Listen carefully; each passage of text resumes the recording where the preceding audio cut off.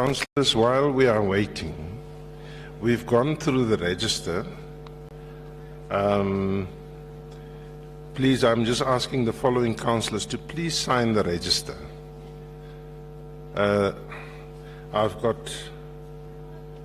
13 people that have not signed the register, and I'm going to call your name. Please make sure that you sign it. The registers are right in front here. Can we please put them out again, just to make sure that the councillors go out and go and sign them. Councillor Neft, is he here? Meaning the election results are not valid, then we can vote again. Councillor Neft, Councillor Ngema, you've not signed. Councillor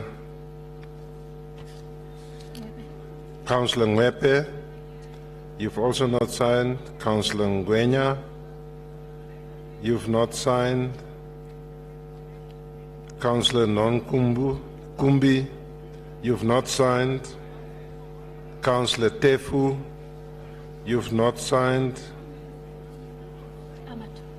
Councillor Ahmad, you've not signed. Councillor Bolani, Councillor Chami, Councillor Lifuzo, Councillor Marema, Councillor Mavona, and Councillor Mata. Please, guys, please go and sign it. Chief, youngly sign up, please, man.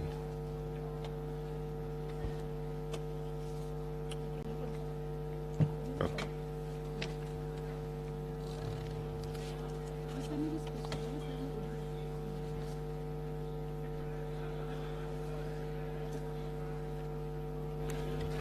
Okay, repeat that, right? Yeah.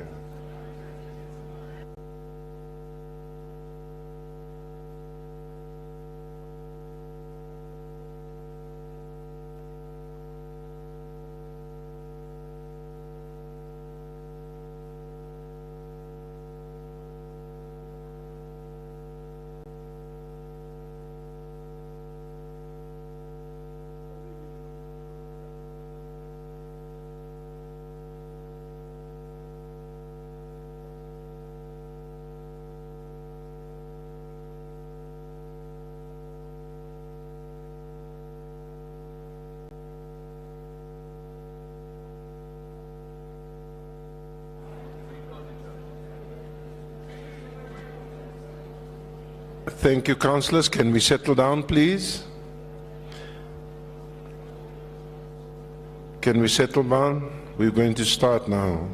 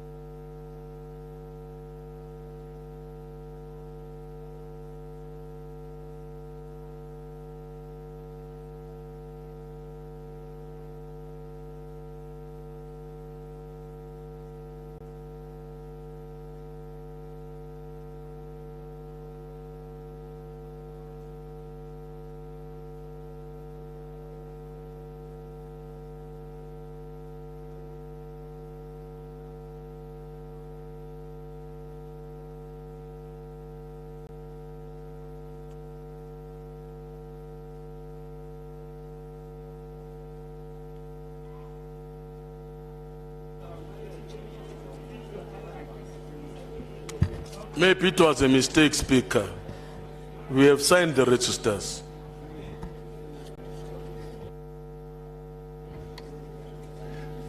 Councillors, please check the ordinary meeting. Ordinary meeting. There's two meetings. It was a special meeting. You'll see it's written on the page on top. And maybe that's the confusion. Yeah. Look for the ordinary meeting. There's two pages. Presiding officer, I think you've been fed with wrong information because we went outside to verify and our signatures are there. And we know that most of us have signed here. But that information seems not to have reached your table. I don't know why. Please have a look up. Send one of the officials there to assist. Yes, I'm coming from there already. And I've signed earlier on. And the rest of us have signed.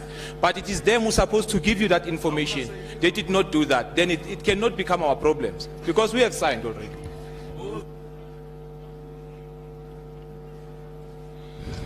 And the Speaker, Mashaba Utsamai.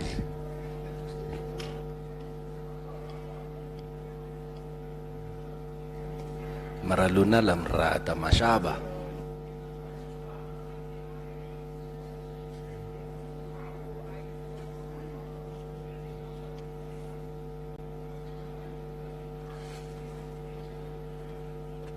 Judith, okay. Judith. Oh.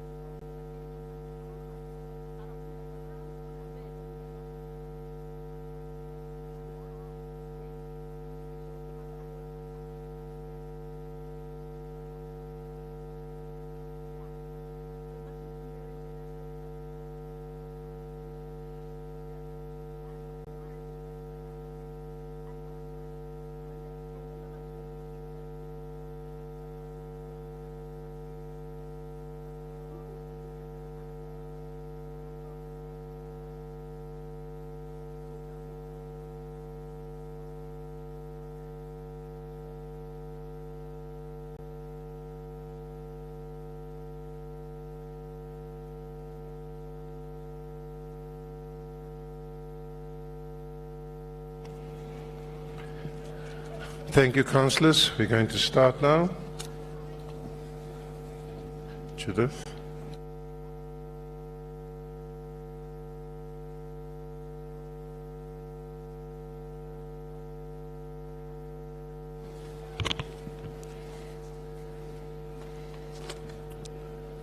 Item 6, request for council to approve the extension of contract A814 for the development of a regional transport master plan for Region G within the city of Johannesburg in terms of section 1163 of the MFMA. Councillor Liebenberg.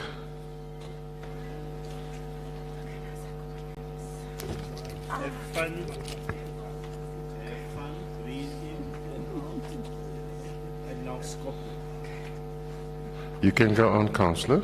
Thank you, Mr. Speaker. We note the errors that was made previously on Annexure E of item 6.6. The dates were incorrectly recorded. We also note that the changes and corrections has been made since, and we as Action SA would have no problem in approving the recommendation for the extension of contract A814 for the development of a regional transport master plan for Region G. Thank you. Thank you, Councillor. Councillor Mhlongwa.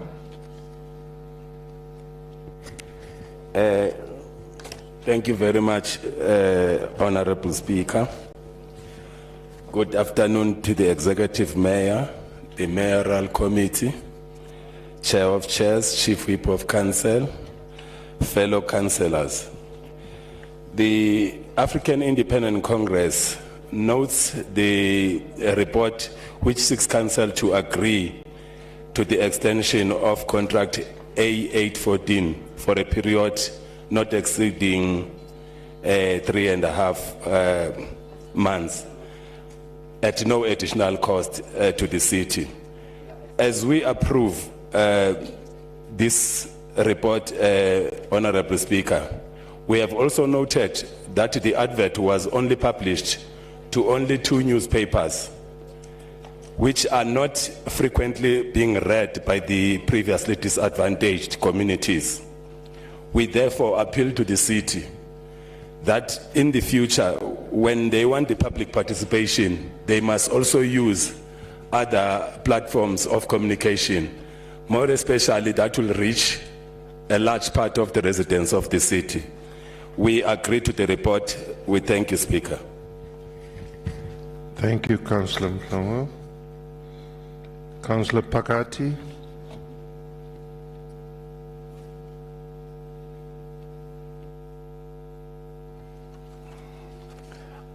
Somlomo baba. The Speaker of Council, the Executive Mayor, the Chief Whip of Council, the IFP caucus leader, fellow colleagues. On behalf of the IFP, I would like to take this opportunity to thank all the role players and our deployed councillors for finally realizing why we are here. Mainly, we are here for service delivery. For the past 3 months, this chamber has been turned into a speech and drama contest. We hope that today, as from today and moving forward, we will be working forward into serving our residents, more especially with dignity and discipline. Speaker, on the item in question, the IFP acknowledged the importance of making sure that there is a grand master plan for the development of our city.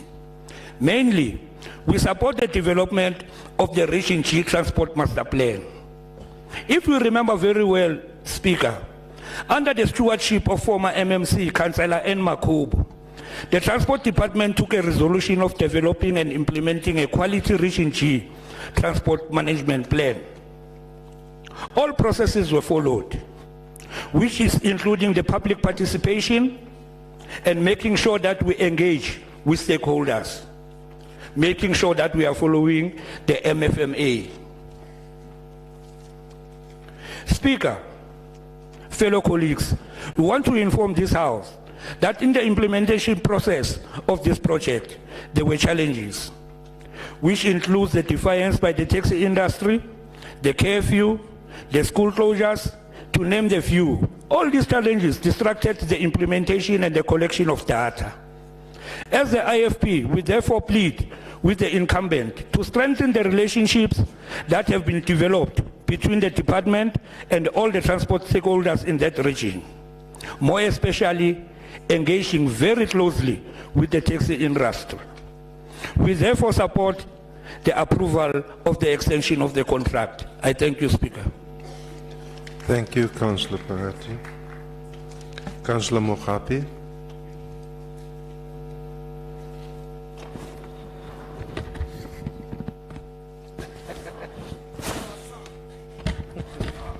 Thank you very much, Speaker. Greetings to the 28 EFF battalions led by our capable chairperson of EFF Johannesburg, Regional Councillor Sipetlele Hospital, Raserute, and the fellow EFF fighters and the rest. Thank you once more. As the EFF, we approve the extension of contract A814 for a period not exceeding 3.5 months and not additional cost to the city. Since the proposed contract Point of order, extension. Speaker. There's a point of order. Councillor.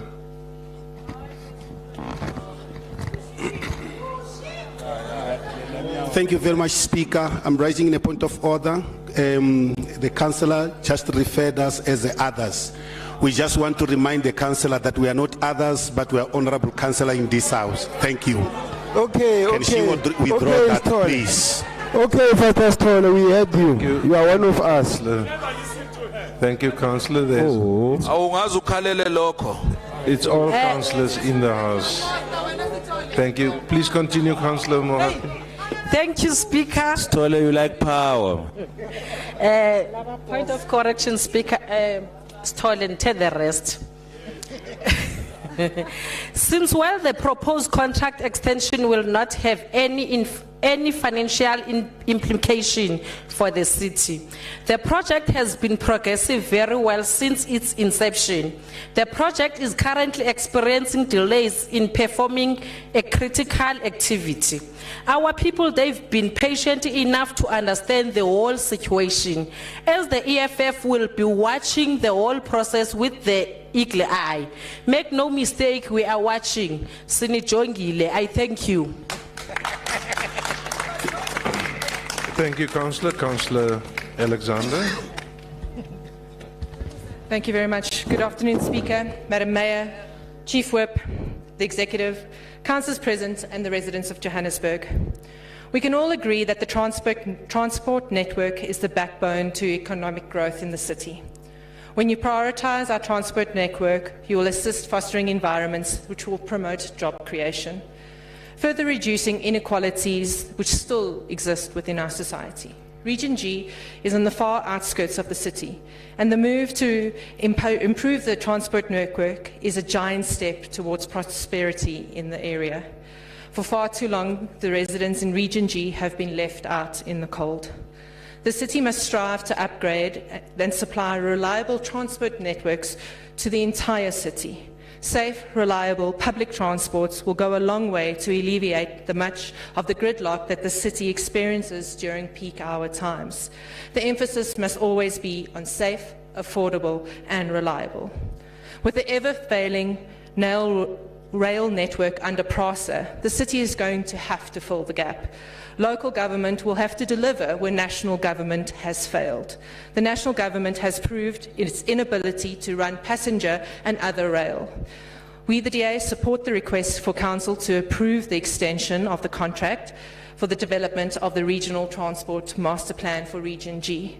An effective transport system allows companies to lower costs related to transport, and this translates into higher productivity for the entire city. I thank you. Thank you, Councillor Alexander. Councillor Twala.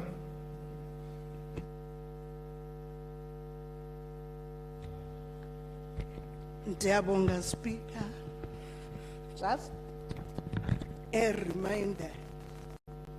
I just want to remind each and every one of you that the ANC will remain the leader of the society.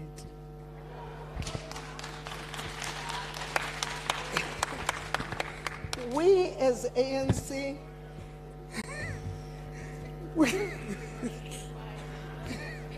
we as ANC. Councillor Twala, will you just bring it up, please? Here we go. Take us serious, Twala. I'm serious. We as ANC note and support the report to extend the contract A814 for the development of a regional transport master plan for Region G. We further note that the project has been progressing very well since it started. At least a third of the work has been completed. Speaker, we however acknowledge that there have been delays that were beyond the service provider.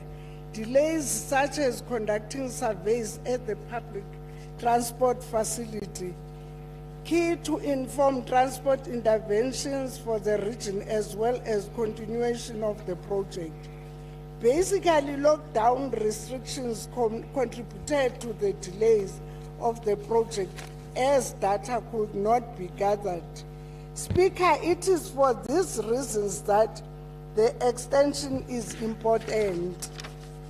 Considering the reasons stated above, we request the Council to extend the contract as suggested on the report to produce a quality transport master plan for Region G, subject to compliance with the provision of Section 116/3 of the Municipal Finance Management Act. For those reasons, ANC is supporting the item. It's our item anyway. Thank you, Councillor Twala. Can you just switch off your mic, Councillor? Your mic, please. Thank you. Councillor MMC Ngobeni. Yeah. Councillor Twal. Yeah. No, thank you very much, Speaker and councillors. Let me acknowledge all the inputs and the support to the item, and also congratulate Councillor Liebenberg on her maiden speech in council, together with one of our councillors, Councillor David Screen, who also spoke earlier on. Well done, colleagues. I have noted the comment from Jomani, Councillor Nhlongo, with regards to other newspapers. It's noted, Councillor, and I'm sure even the team that is representing the city manager is here, and they are noting your inputs. I'm also acknowledging Councillor Pakati's comments as well, and his wish that we must strengthen the relationship with the taxi industry in particular. I think Speaker must take this opportunity to ask our councillors to also assist us in that regard. I know some of them have already extended their hand to say they want to assist us in making sure that we strengthen the relationship with taxi industry. And Region G in particular, it's one region that has been a victim of some of unfortunate events that relates to the industry, and some of our projects in that region have been stopped, and because of some misunderstanding between the industry. But we need to work together, colleagues, to make sure that we remove all these problems that are in front of us, so that we can be able to deliver services to our residents. I note Councillor Mohapi and Councillor Alexander's comments, and note the comments from Councillor Twala, except the leader of a society one. It's a controversial one. Thank you very much. We ask the council to approve the report. Thank you. Thank you, MMC. Councillors, the recommendations are on page 6.4. Is the item agreed to? Thank you very much. Item 7, approval once off debt write-off for the rehabilitation of defaulting debtors, phase 3. Councillor Neft.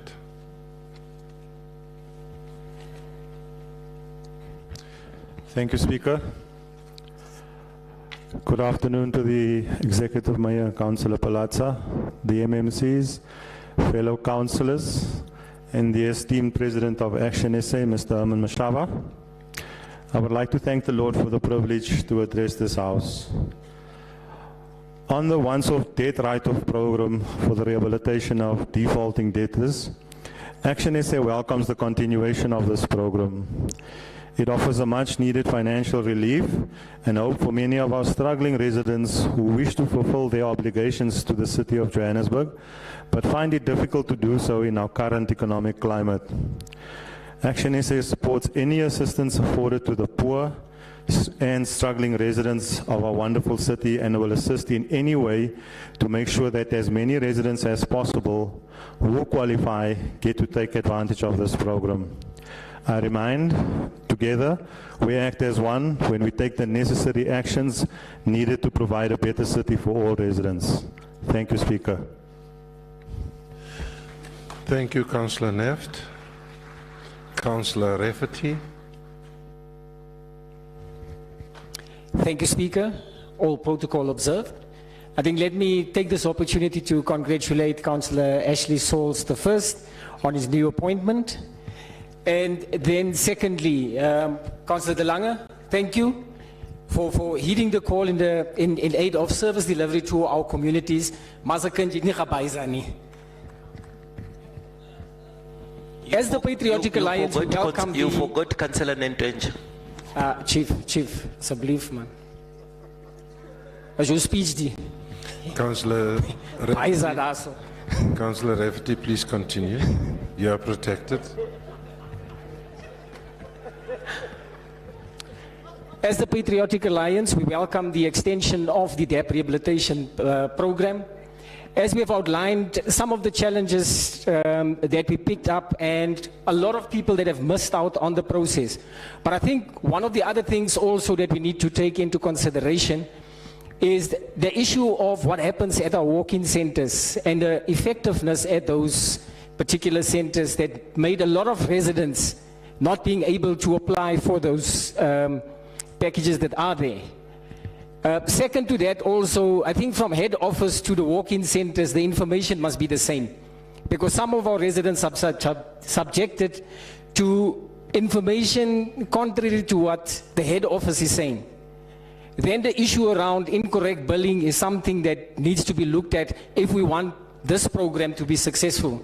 And I think as councillors, we advocate that all our residents become they need to pay for services, but we can only do that if we all work together. So it's incumbent of all of our councillors in the city of Johannesburg that once this item is passed, that we go back to our communities and make sure that they do indeed make use of the service. The last thing is with regards to, it's like two processes. You have one, people apply for debt rehabilitation, but yet they are subjected to termination notices. Now that's like someone that has given himself up to the police and they know where he is and he needs to report to the police station, but every night the police comes and arrests him. So it's something that we really need to look at. So we support this particular item and we welcome. Thanks. Thank you, Councillor Rafferty. Speaker. Councillor Danjwa. Speaker. Can I rise on a point of personal privilege? Councillor De Lange. Thank you, Speaker. Speaker, even if we sit on different political sides of the chamber, if there's a new councillor that stands up in council today and they make their maiden speech, if they can just inform us, and then if the House, doesn't matter from which political party, can just give them a clap when they sit down again. Thank you. Thank you, Councillor. Is that an African Speaker? Councillor Danjwa. Speaker. Councillor Novella. I don't know in the rules there's a point of privilege and you are allowing it.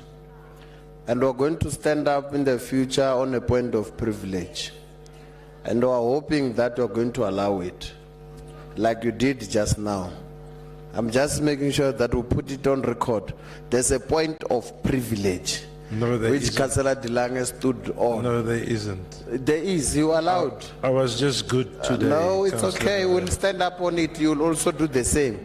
I was just good, that's all. Councillor Danjwa, please continue. Thank you, Speaker.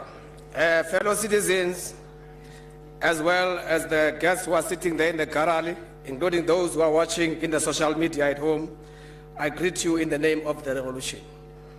Speaker, the July 26 movement, the only genuine leftist and the fastest growing revolutionary movement in the whole entire world, rise once again to welcome the report seeking the approval for the Phase 3 debt rehabilitation program of defaulting debtors that is intended to commence on the 1st of March 2022 and end on the 3rd of June 2022. Speaker, due to the COVID-19 outbreak, rising unemployment and inequalities, millions of households in the Republic of South Africa cannot afford to pay for municipal services. Many of our residents suffered financial distress.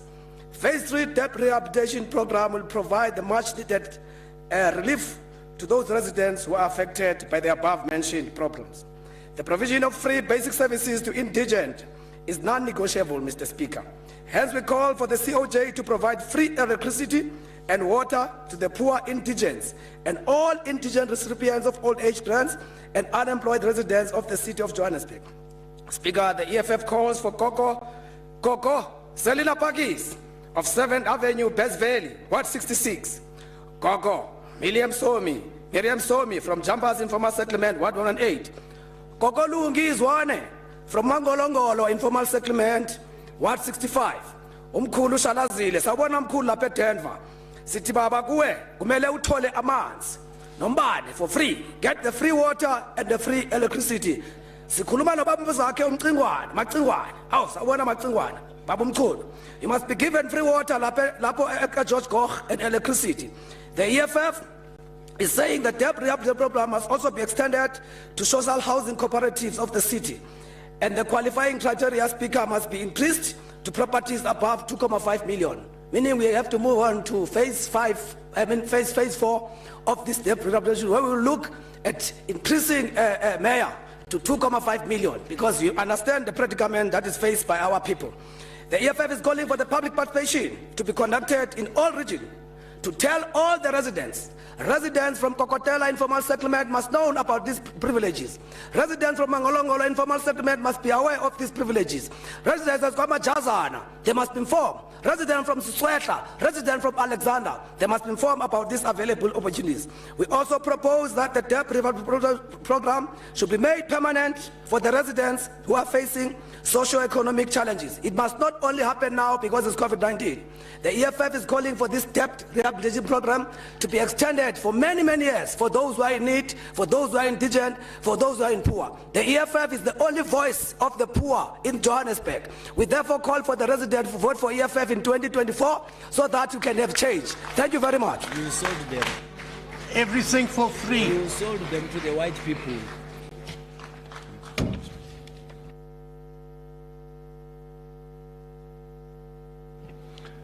Councillor Rambani.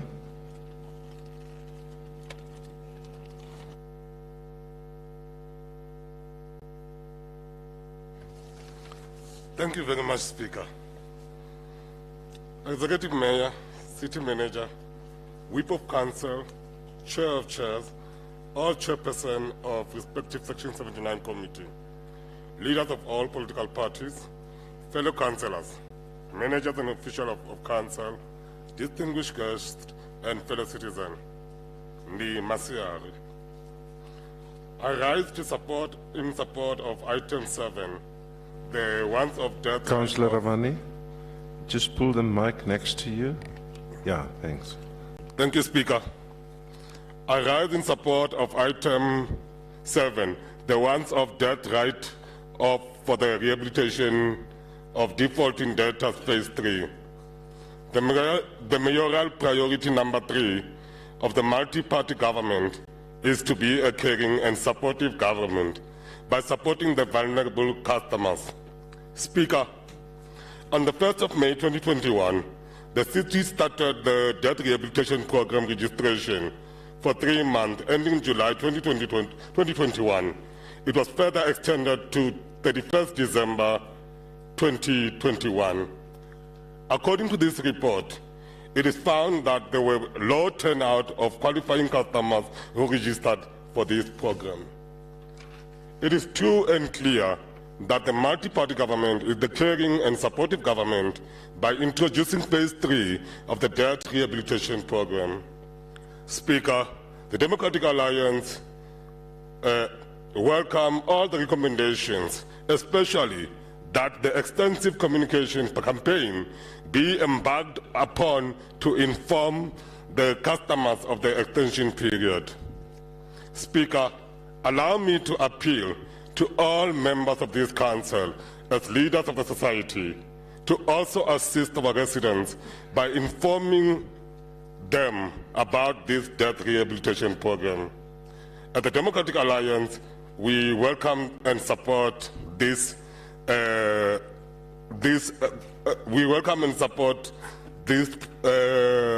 report as it will assist the vulnerable and bring much needed revenue. Thank you, Speaker. Thank you, Councillor Raman. Councillor Mdupi. Ke kopa o leboha hape ntate Tagama motsamaisi wa dipuisano tsa kgotla. As I introduced myself earlier, I said I come from the biggest the oldest liberation organization in Africa. And the corruption one? This organization is the organization that made it possible for all of us to sit like the way we are today. Today, we are together, Mr. Dagama, and with our white counterparts on that other side. I wish one day that we can be mixed up so that it cannot be us and them. Well, Ntate Dagama, ANC Speaker welcomes and appreciate. O tseba gore ke ngwana Mosotho ke a hlompha ke re ke utlwa ko hlomphile haholo ha ke itse ntate jwale ha ke re speaker e ka re a man ho ntso shorta that that thing wa e bona mos. So I am saying ANC welcomes and appreciate the continuation of that rehabilitation program, which was approved by the ANC administration under the stewardship of the late Ntate Jeff Makhubo. May his soul rest in peace. ANC says this program should also be extended to many indigent communities, such as those who are found in the inner city of Johannesburg, who happen to find themselves in occupation of the properties whereby the owners have relinquished their responsibilities, obligations, and duties of ownership. And I want you, Ntate Dagama, to help me to convince this House that those people are not hijackers. We must desist from using the word hijacked properties. Those are occupied properties because they were abandoned. They are occupied by our people. They also deserve to be the beneficiaries of this debt rehabilitation program. How should it happen? There are two options.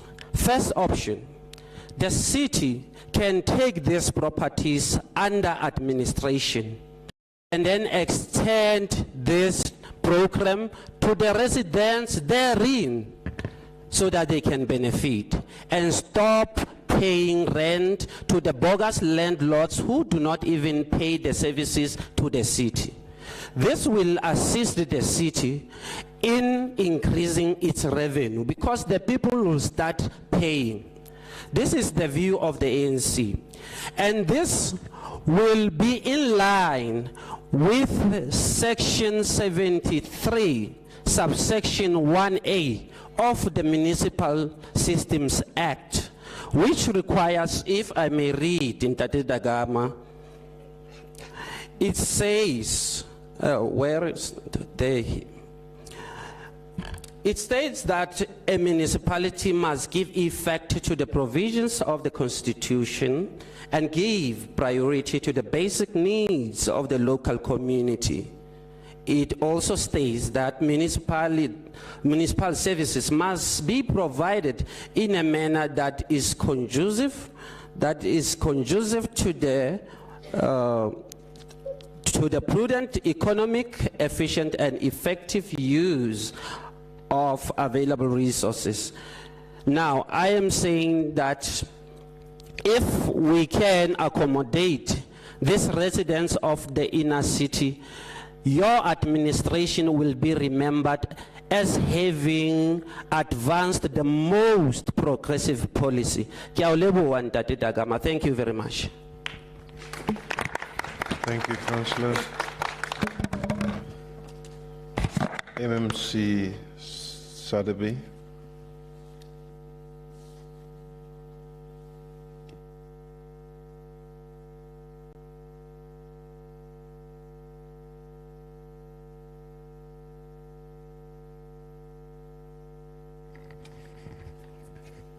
Thank you. Thank you, Speaker. I tend to agree with Amartya Sen, a Nobel Prize winner for economics, who wrote a book called Development as Freedom. He argues that development is not limited to an increase of income, but includes the expansion of an array of substantive freedoms. He aptly describes this by saying, people are only free when they can provide for their basic needs and realize their innate abilities. No resident can provide for his or her basic needs or reach self-actualization when they are shackled in debt. Many of our residents were severely impacted by COVID-19. Many have lost their jobs or suffered severe wage cuts that caused them to get behind on their municipal accounts. But the reality is not only that the economic climate has impacted our residents.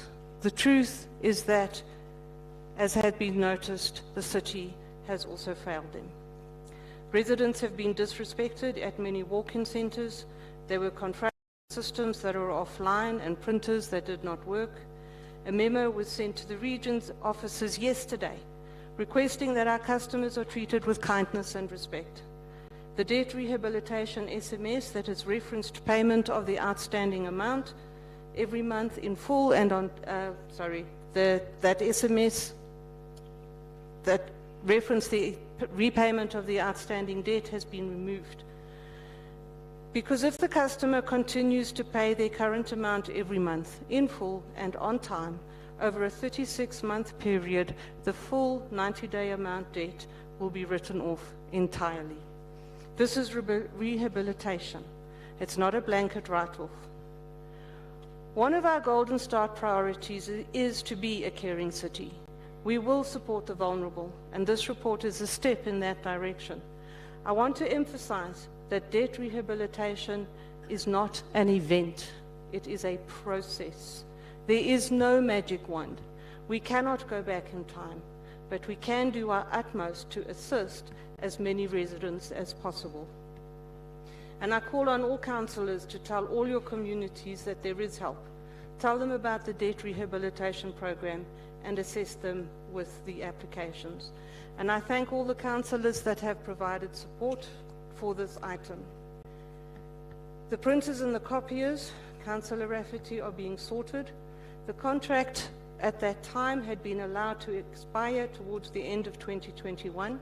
The software is being addressed and the Revenue Department is 100% committed to sorting out billing processes. We are working on the lag between the processes, between the acknowledgement of debt, actual payment, debt rehabilitation applications, and the hold on any potential cutoff. The initial plan is to access these processes using the new platform on eJoburg, and that everybody in that value chain would have access immediate. I appreciate the continued pleas, Mr. Speaker, from the EFF, but ask them to consider that services might be free to someone, but they are not free. And those who can pay are expected to play their part in upholding those who are not able. If no one pays for anything, how will anything at all be provided? The city buys electricity from Eskom and buys water from Rand Water. The city must pay for these. If the city does not receive any money, we will not be able to pay for the resource on behalf of the residents. This multi-party government very definitely cares for and is concerned about those who cannot afford. Otherwise, this program would not be on the table again today. The ESP program exists to assist those who are desperately indigent, and this program is for those who have fallen on hard times and need a hand up to get back on track. The free 6 kilolitres per month of water still applies. That has not changed. And phase 2 of this program, Mr. Speaker, did indeed take place in 2021. Phase 2. The initiation of the debt rehabilitation program happened in the non-ANC government in the years between 2016 and 2019. That was the cornerstone, that was the foundation of this program. And we are here again, rounding off the process to show our residents that we are a government who cares. Thank you very much to the Finance Department for agreeing to reopen this process. And I trust that this Council will agree to continue to assist the most vulnerable in our city. Thank you. Thank you, MMC. Councillors, the recommendations are on page 7.6. Is the item agreed to? Thank you. Item 8, adjustment operating budget for the 2021-22 financial year. Thank you. Councillor MMC Ngobeni. It's Councillor Lerato, Chairperson Ngobeni, Speaker, not the MMC. Thank you very much. Sorry, Councillor Lerato. Sorry. I receive it, Councillor Tefo. Thank you very much. Good afternoon, one and all. All protocols observed. Action is, by the way, it is my maiden speech. Where's the point of privilege? Mr. Speaker, Action SA notes the adjustments made on the current and capital budgets for the 2021 and 2022 financial year. Mr. Speaker, whilst it is only natural for us to want more, we are, however, realistic, and so to that end, we realize that these adjustments are the best that could possibly be done under such trying circumstances. It is therefore important to note that we are fully aware of the effort, hard work, and the many hours of frustration associated with the task of arriving at reasonable adjustment proposals. On behalf of Action SA, we thank you and are truly proud to be associated with the team responsible for this effort. Action SA hereby gladly approves the proposed budget's adjustments. Thank you very much. Thank you, Councillor Ngobeni. Councillor Musa. Thank you, Honourable Speaker. May I request that I put both items together, item 8 and 9. Is the request acceded to? Councillor Musa, I cannot, because it's two separate items. With the other three, it was basically related, and that's the reason why we gave the permission. So we'll have to deal with this two separately. We'll give you an opportunity again on item 9, but please just deal with item 8. Thanks. Thank you, Chair's beloved esteemed House, led by our council system, the Honourable esteemed Speaker, and all our beloved family of councillors sitting in the same room with the same goals, with love, unity, and providing for the best interest of our community.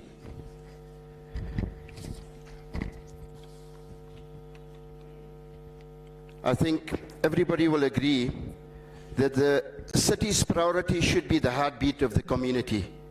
And in terms of what is required in item 8, the city's capex budget is 92% as at the end of December 2021. The capex spending was sitting at 33%. It seems the city's chances to achieve this target may be a challenge.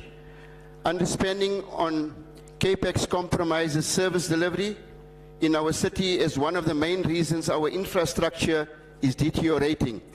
The decrease for budgets of health and social development is also of concern. It is obvious as a country unemployment is high, low-income groups are plentiful, the recent spell and pressure of COVID spread has exacerbated bad social conditions that are seriously impacting on our community's interest. And as a councillor in Region G, Lenasia, especially the budget allocations, are seriously impacting in a negative image on a very once vibrant economy of the South. So I must thank Councillor Sadebe also for her sentiments with regards to some of the issues she raised earlier. Lenasia in Region G are victims of regular cut-offs, and the beauty is there is no disparity in the execution of the cut-offs in Region G. Lenasia has suffered serious deterioration over the years. Not much of the city's budgets have filtered down to secure infrastructure in Lenasia, and this is evident from the recent letters that were sent through to the mayor, the executive mayor, as well as complaints from citizens. My last appeal to council is that in the concern of the people in which we serve, and the way our political influence sometimes compromise projects in the city, I want to place on record that the way we sometimes send our budgets through does compromise our city's budgets due to the political influences that are apparent here in council.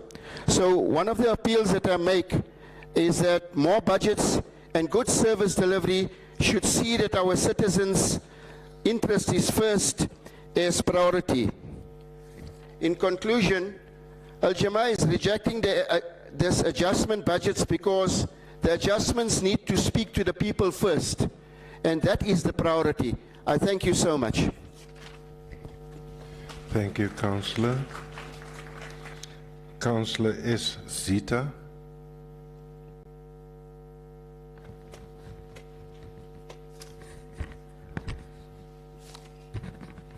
Thank you, Speaker. Greetings to the EFF party leader, Councillor Spetlele Rasurute, EFF caucus, and the fellow councillors. Speaker, the adjusted operating budget for the city is categorized by a general sense of hopelessness. I mean, how else can one describe the reduction of revenue collection target even for the main sources such as electricity? To further prove that this adjustment is categorized by the sense of hopelessness, the JMPD speed contract was left to expire without making any alternative plan. And this has affected revenue collection through fines, penalties, and forfeit drastically. The same is happening with the printing contract. Staff do not have access to printers because the printing contract was also left expire. With such evidence of failure of relying on tenders in the provision of municipal basic tools of providing service delivery, there can never be a better time to implement the Economic Freedom Fighters Cardinal Pillar number 3, which talks about building state and government capacity, which will lead to the abolishment of tenders than now. Speaker, the so-called multi-party government has demonstrated the shocking level of detachment to the realities on the ground through this proposed operating budget adjustment. With so much refused collection backlog in the city, why is this government electing to cut the budget, pick it up by almost 13 million? We all know about the COVID-19 and its impact on economic growth, and a serious government will not cut down the budget for entities such as Metrobus and Joburg Tourism, as those can actually play a key role in expediting economic recovery in the city. So, Speaker, the EFF reject the proposed adjustment on operating the judgment. Thank you.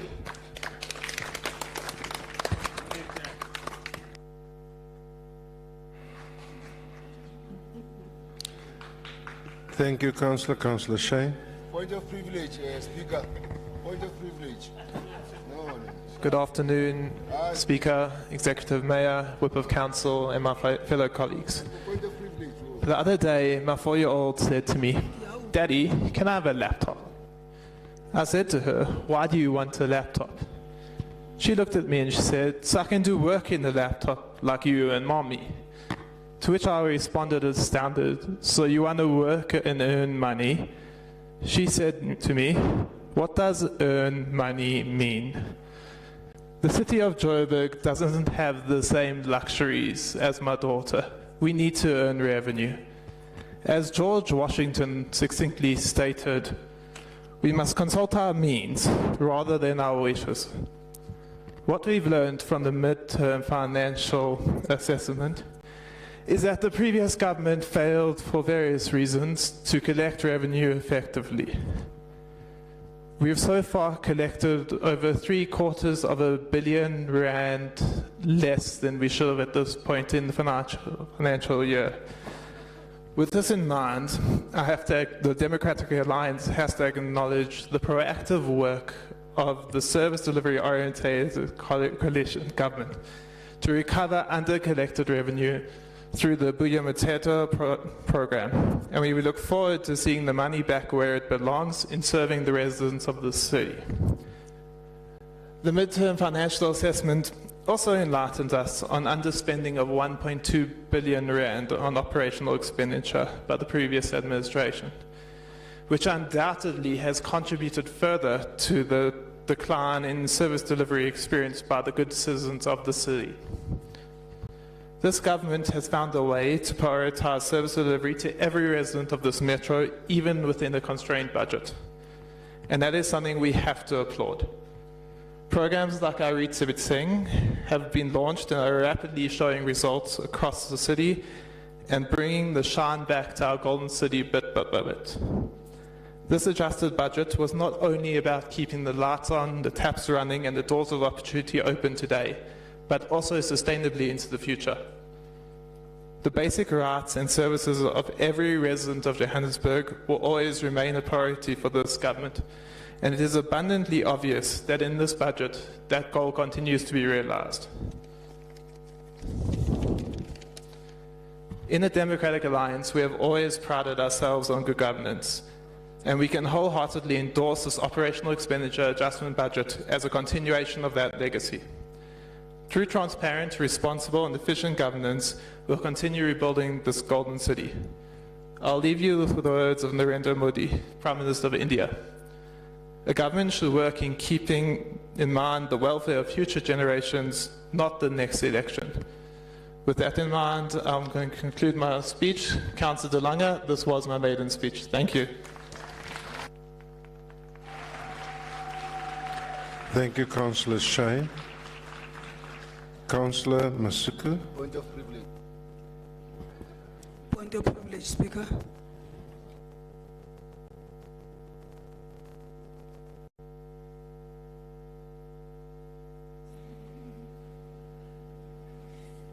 Councillor Masuku.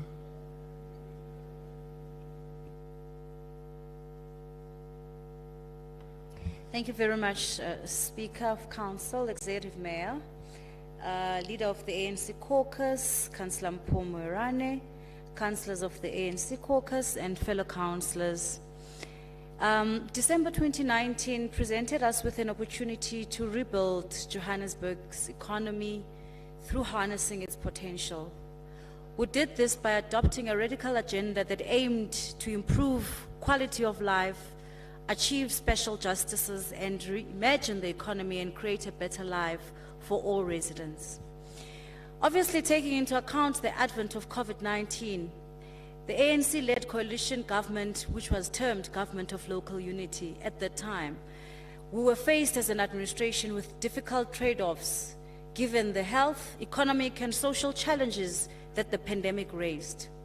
Our task at that time was to suitably respond to the challenges and ensure that a response has lasting effects on the daily lived experiences of residents.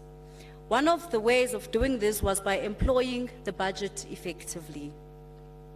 It is also true, Speaker, that when we assumed office in December 2019, there was an emergency of institutional governance, particularly inherited between the period 2016 to 2019.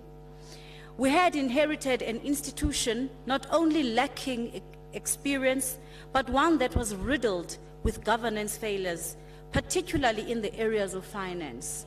This is evident with having changed MMCs of finance over a period of only 3 years. Today we receive an adjustment budget in a similar context. This particular item, Speaker, in this budget adjustment, the operating budget, with expenditure being reduced by a tune of 1.1 billion, these decreases no doubt have consequences for effective service delivery of services to the residents of Johannesburg. Similar to destroying the hammer before, or instead of using it to drive in the nail, this blatant delay of service delivery is also contrary to all 7 of the DA-led coalition's priorities, which were articulated by the executive mayor. A consequence of gross political inexperience and being out of touch with realities of the residents of the city. The interest earned from investments decreased by 147.9 million in line with the cash level projections. Does this mean that the city does not have enough cash? If yes, perhaps the MMC can explain to us. But if the city power's debt impairment increased by 2.11 million, are you already struggling to collect for electricity? And what has happened to the turnaround strategy that was approved by council and spearheaded by the then MMC Finance? Or have you shoved that under the bin as well, just like you want to shove under the bin 120 employees in the city of Johannesburg?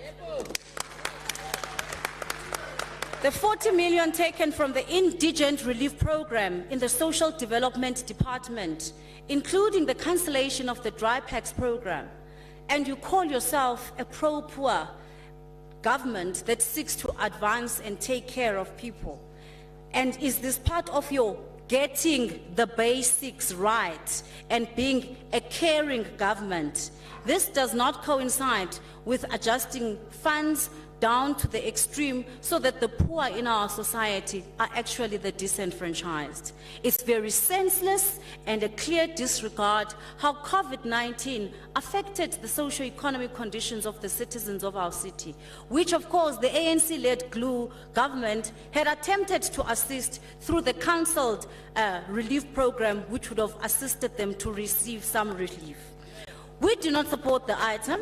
We reject a budget that was not well thought of, but rather a rush, losing budget adjustment. I thank you. What can we expect from you? MMC Sarabi.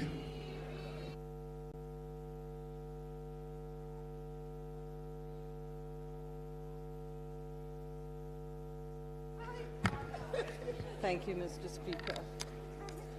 Please just adjust the mic closer to your mouth.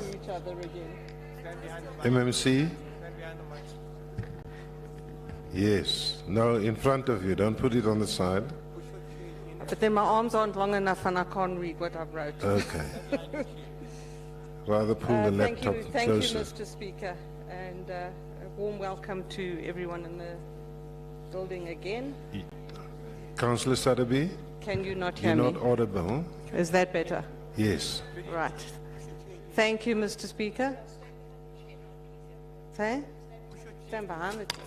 Yeah, stand behind it. There we go. No, I really can't read. No, bring the mic down. No, then I can't read. That's fine. So we'll manage. The late Viktor Frankl, the world-renowned neurologist, psychiatrist, philosopher, and author, once said, "Between stimulus and response, there is a space. And in that space is our power to choose our response. And in our response lies our growth and our freedom." This stimulus has been the financial position that the multi-party government found in December 2021. At the end of the 2021 financial year,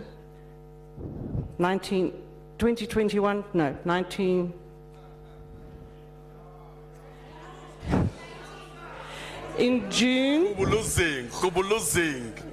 on the 1st of July 2021, the city had a cash balance of 6.6 billion rand. Midway through the current financial year, that balance had shrunk to 3.9 billion rand. Due in part to a steep decrease in the revenue collection, the COVID-19 pandemic also carries some of the blame for the economic situation our residents found themselves. But the SA economy had already endured 2 quarters of negative growth before COVID hit, so we cannot place all the blame on that virus. The current budget was not able to adequately address the challenges, and the need for change was ineluctable. And we find ourselves allocating limited resources to serve many in the best possible way. And there is always a need to reprioritize both our spend and our collection. The space is where we choose how to respond to the situation that was found. And the following choices have been made by the councillors here today. Councillor Ngobeni has accepted the effort and the hard work that has taken place with this task. Councillor Musa acknowledges that we're all in the same room with the same goals to serve our residents. I would like to remind this council that we have taken a breathing space only until the 30th of June 2021. And I would encourage Councillor Musa to please send the details of incorrect cutoffs, and we will deal with those quickly. There will be a meeting next week to refine the communication between all the departments that are involved in the Buyo Mteto program. And please do not hesitate to contact me where you know an injustice has taken place. Councillor Zita, the hopelessness is not of our doing. It is what we found. But we have to deal with it. And our job is to bring hope back to the residents of our beloved city. This adjusted budget is for the next 4 months only, and it will strengthen our position to be able to pick up and run for the next 5 years. Only those projects that have not started or cannot possibly spend their money in the next 4 months have been deferred, not cut out, only asked to wait a few months. Councillor Shea understands the situation and looks far forward to a better day for subsequent generations. And Councillor Masuku, you didn't hear me, but how wonderful that we get to talk to each other again. The rebuild of the Joburg economy is very difficult to explain, where a loss of 2.7 billion rand of cash in the bank in a period of 6 months took place. We've inherited an institution that succeeded in losing that enormous amount of money. And it troubles me that we talk in losses of billions of rands. And we throw the word billions around like it's Smarties and like it doesn't matter. And it so matters. When we came into government in December 2021, a few days before the bank balance was 3.9 billion rand, the cupboard was bare. We did not denude it. We found it this way.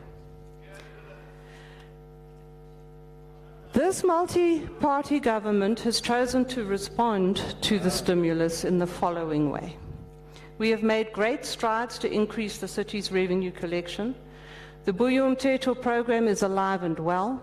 National and provincial government owe us close to 700 million rand. Hundreds of businesses are so-called platinum debtors because they each owe the city more than 100,000 rand. As a caring city, we will assist and support those who are unable to pay. as we have reopened the debt rehabilitation process. But for those who are able and unwilling, we are coming to collect.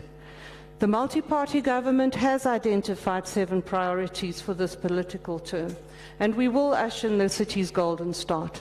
And this golden start marks the beginning of a government that will bring change and restore hope and dignity to the lives of the people. We are focusing on getting the basics right, creating a well-run city, providing a business-friendly and well-run city where our residents feel safe and secure and benefit from living together in our diversity in a city that cares. And all of these values are represented in one way or the other in many of the political parties in this chamber's local government election manifestos. And so, as I said earlier today, there is more that draws us together than forces us apart. Please remember that this adjustment budget will only be applicable for the next 4 months, not forever. And that service delivery will not be compromised.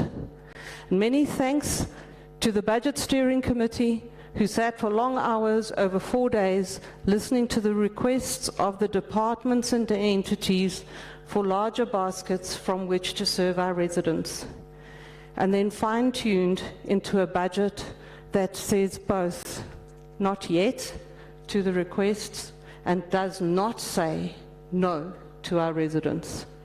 I thank you.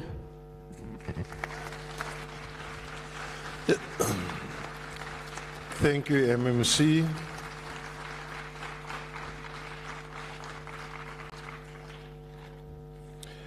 Councillors, the recommendations are on pages 8.18 to 8.19. Is the recommendations agreed to? No! No! No! Agreed. No. No. No. Thank you, councillors.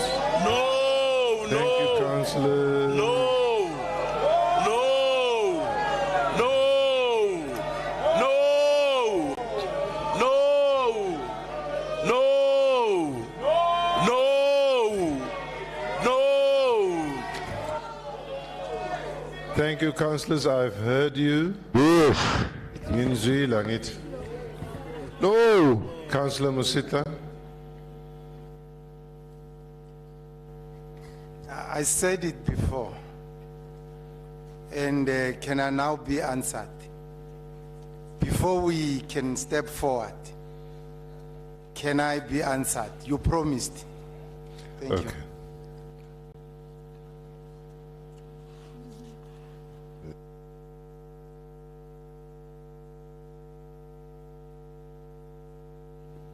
Let's get the numbers.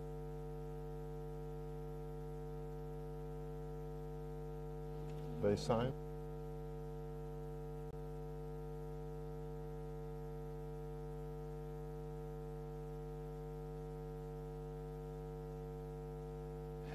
Councillors, I've asked that the legal advisors obviously count the numbers. If you are whip and you are unsure, please go and count with them so that you are 100% sure that it's right. Thanks.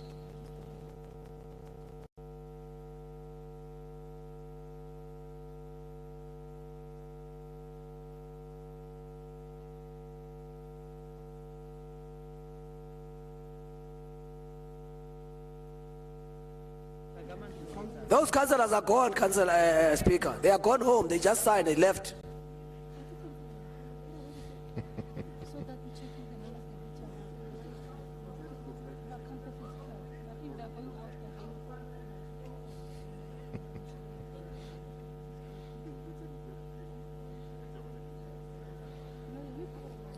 Councillor Danjo, onyaka ore ke o trust, a go trust mo.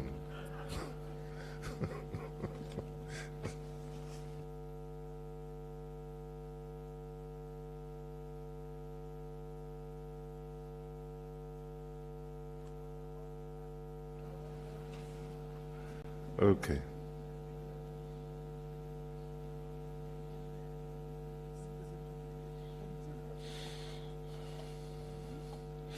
Councillors, obviously the noise was from both sides. Unclear, you know, I heard more yeses than noes. No. And I heard more noes than yeses. So I'm sure you're all happy. It will count.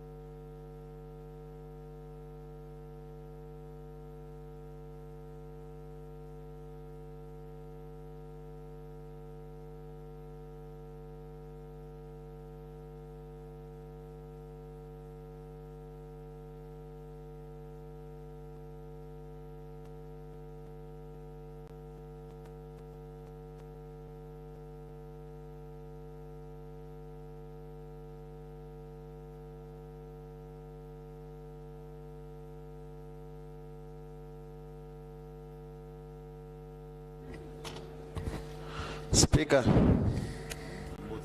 Speaker. Is the aircon not working? Councillor Novella. It's very hot. Muna ona niks verekang mo. I tir. Ish, asu tir. Hey, matsandzeka mos. Hey, I mean, Kufika kufana tekon. niti kume kurti chovekile ntarin. Ati tira loko hi tala last. Sweswiwani mi tshoveleli hinkwaswo. Loko ni vutisa vanhu van byela ku ri a ku na contract sentarin. Areds. Sweswi mi teka ku na mali ya lo range farm hambi mi yisa kwihi.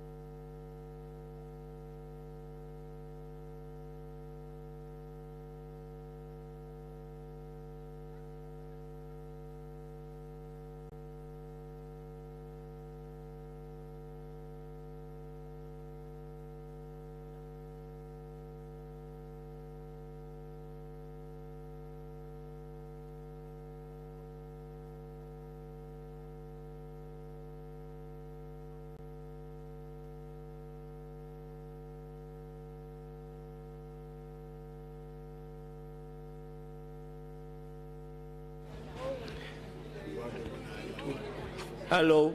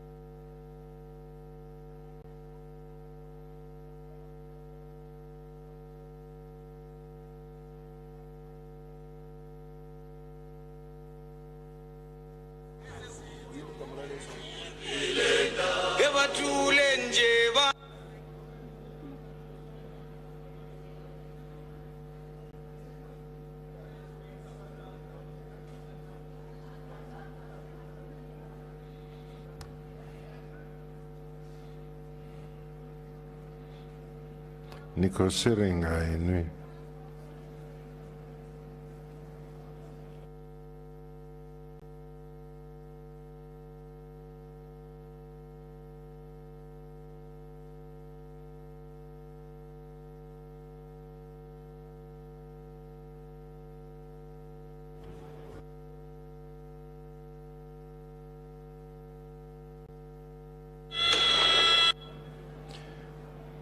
Thank you, councillors. Can we please settle down? There is whips that are still outside there checking on the numbers.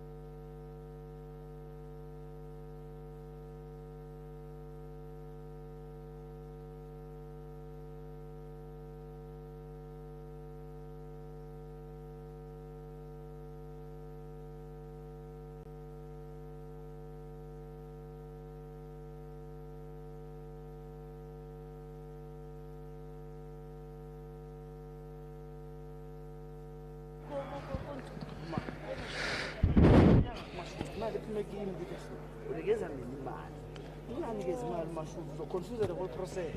You must organize a Hayi abadumele maburu.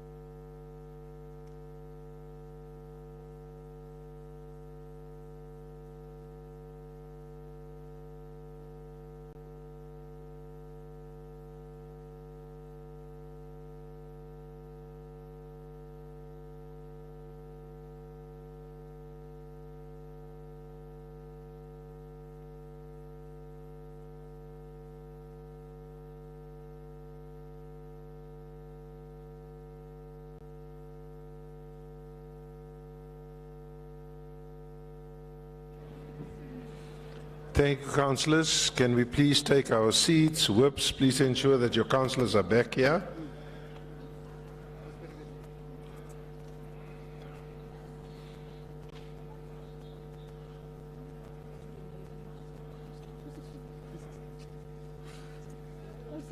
Thank you, councillors. Can we settle down?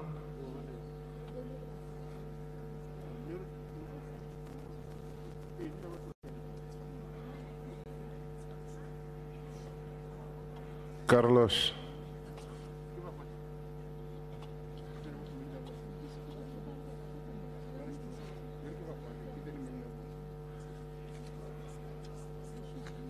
Thank you, councillors. Please take your seats. Can we get some of the doors closed? Right there in front of me. The councillor next to those doors, nearest to those doors, can you just close the doors there, please? Councillor Ponsonby is closed. That side, Councillor Ahmad. Hauka Kwala Gamul.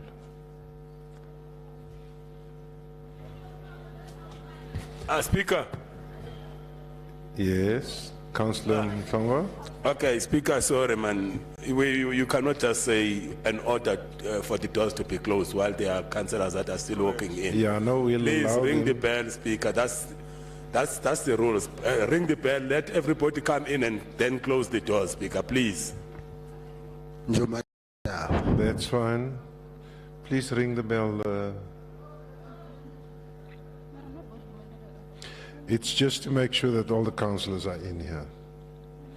It's not a roll call.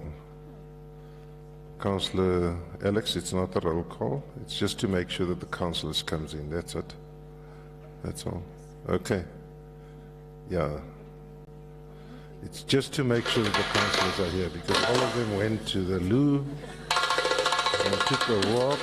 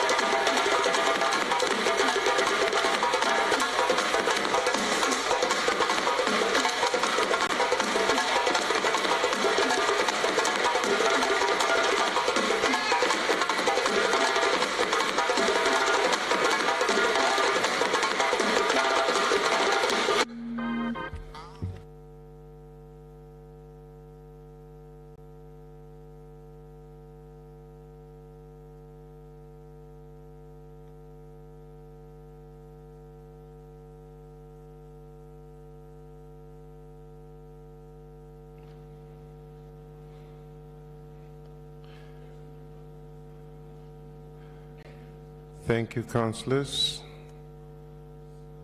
You've now taken your seats. There's still a councillor coming back there.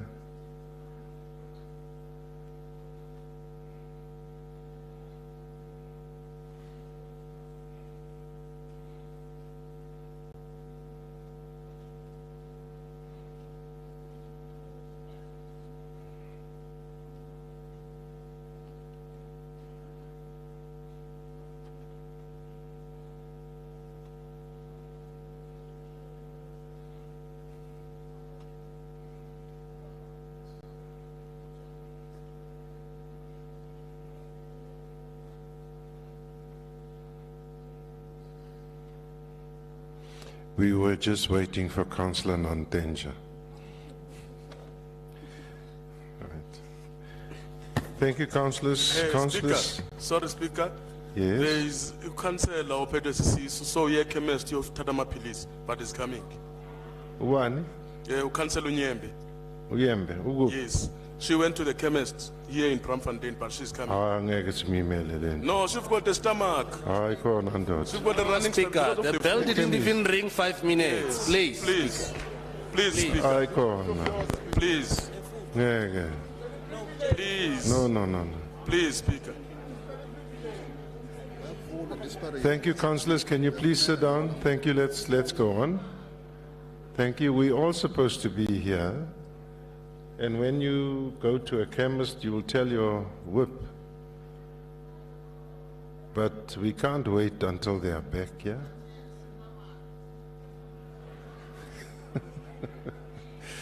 I also have a stomach, councillor.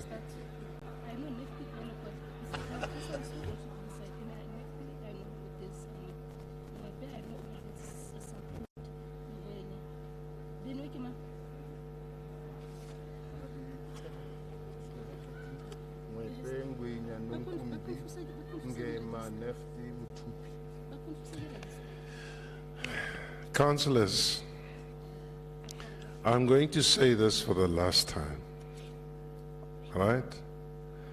I've called Councillor Ngwape from the ANC, or Asaine. He didn't sign. Councillor, who's this? Councillor Ngwenya from the ANC. Councillor Ngwenya. If there is one here, please go and sign.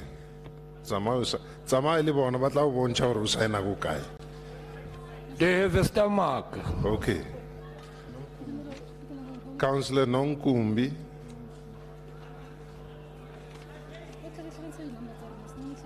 Councillor Nonkumbi.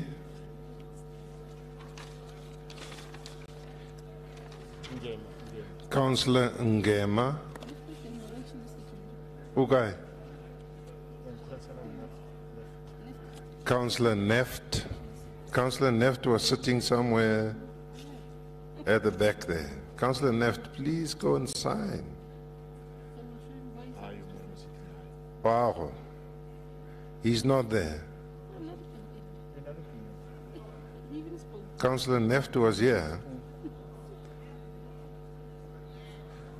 Is he gone to go and sign? Thank you. He's just left to go and sign. And then Councillor Mutupi.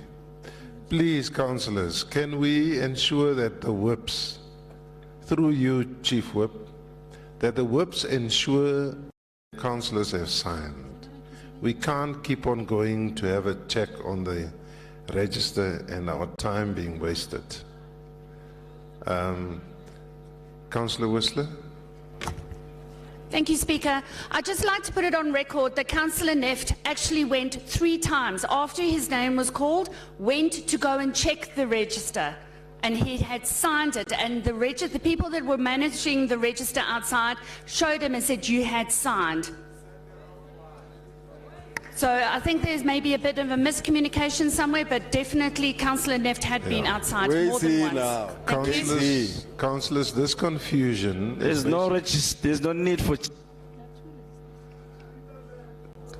Councillors, the confusion is between the meeting that started early at 8 o'clock this morning and the ordinary council meeting. If you've not signed the ordinary council meeting, this is what happened. You've got to sign both registers because it's two separate meetings.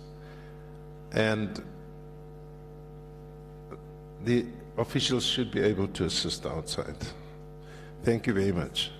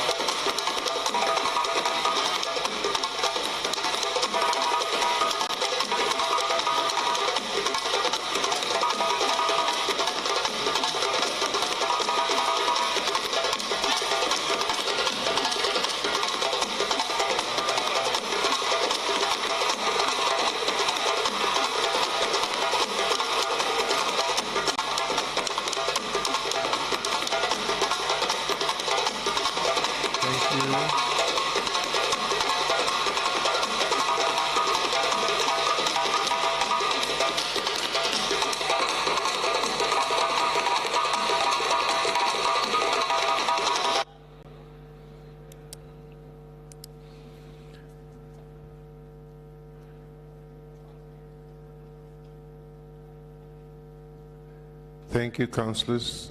Just to confirm, Councillor Whistler, that Councillor Neft was signing the wrong register.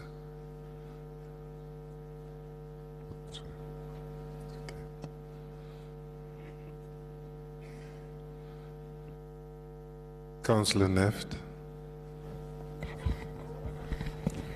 I didn't sign the wrong register. I signed one of the right registers and went out to go and sign the second right register. Okay. Speaker, just to correct that, there was a special and an ordinary, but yes, correct. I went out to sign the second one now. Thank you.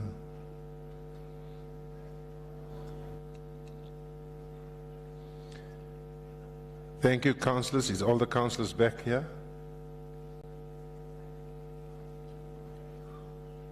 If they all have signed, we should have 268. Please take that number down, 268.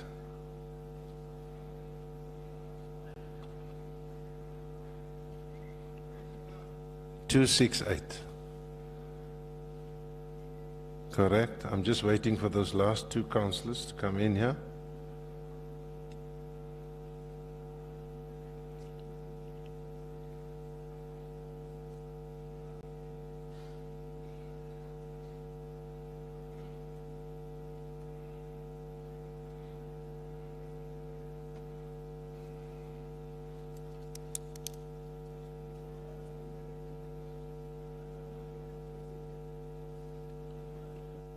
Councillor Nontenja. you, Speaker. I would like to check this 268 excludes those who have left already. Am I correct?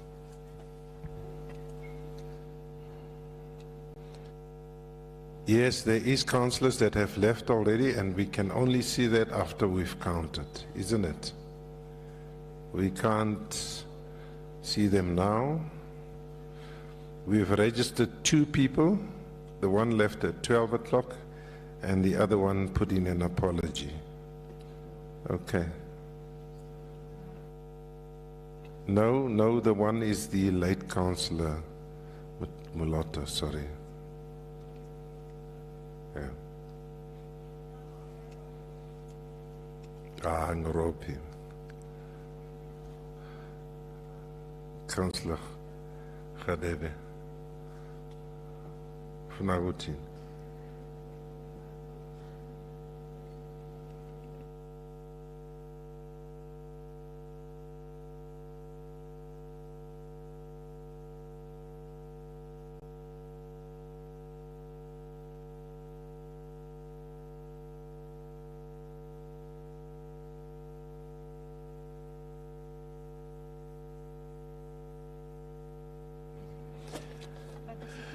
Thank you, councillors. We are ready. The doors are closed. Just close that door at the back there. Who left it open? Just close it there, please. We can't close it. The TV camera's cables is attached to the door.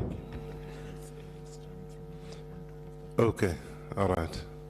Thank you very much, councillors. The item was read out. You've all debated on the item. I read out the recommendation pages on item 8, and therefore those with a show of hands that agrees with the recommendations on page 8.18 and 8.19, please raise your hands.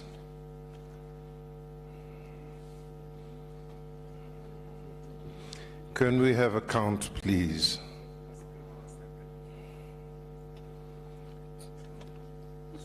Thank you. Raise your hands, please.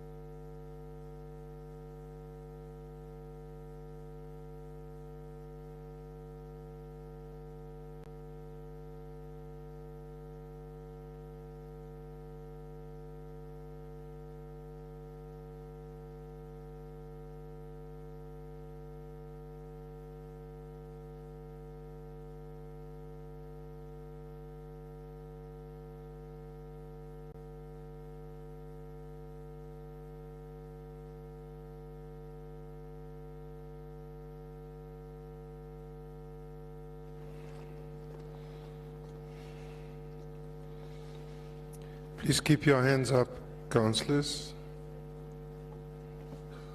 They're still counting.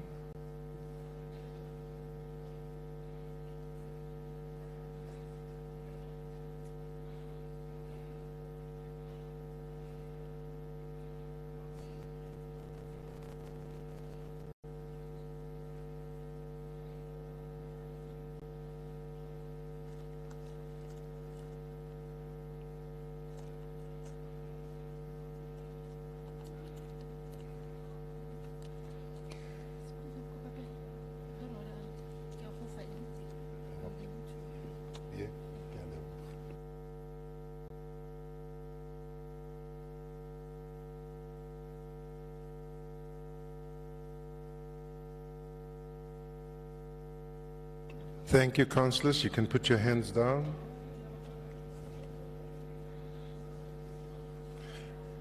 Councillor Sabadi, you can put your hands down. Thank you.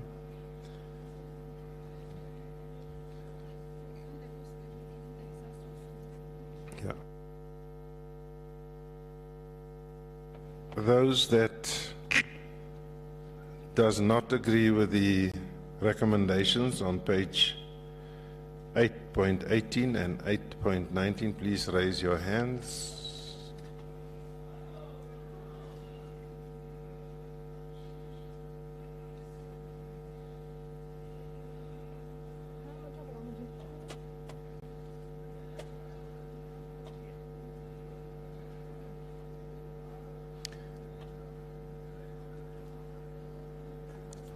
Can we count on the other side, please? Thank you.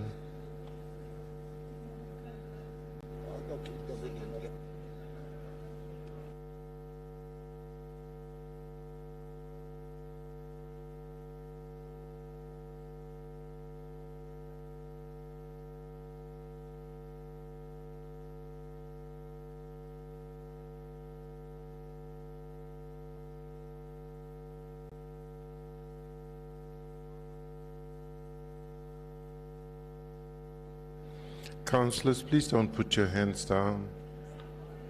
Please don't put your hands down.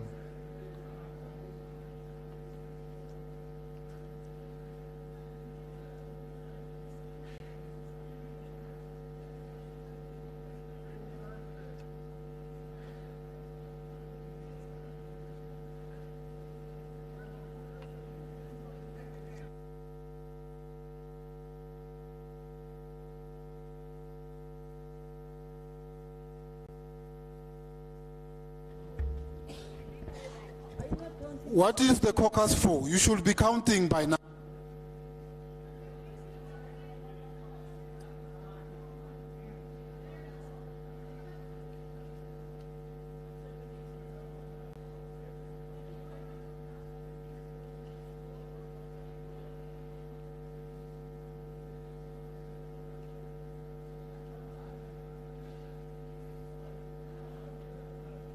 Please don't confuse the staff. They are busy counting.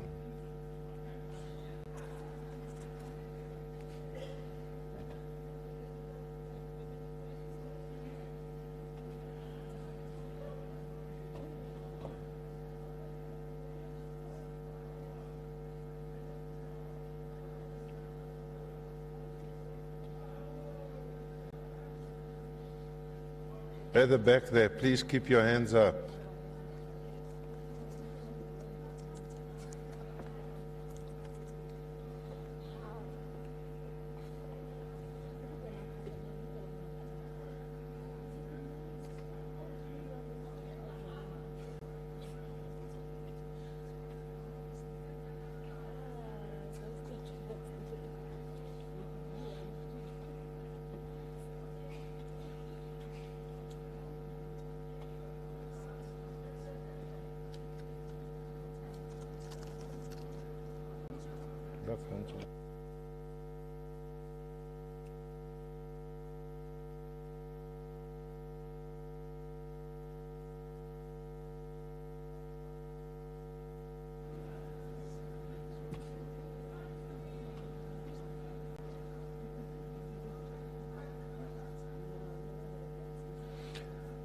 Thank you, councillors. You can put your hands down.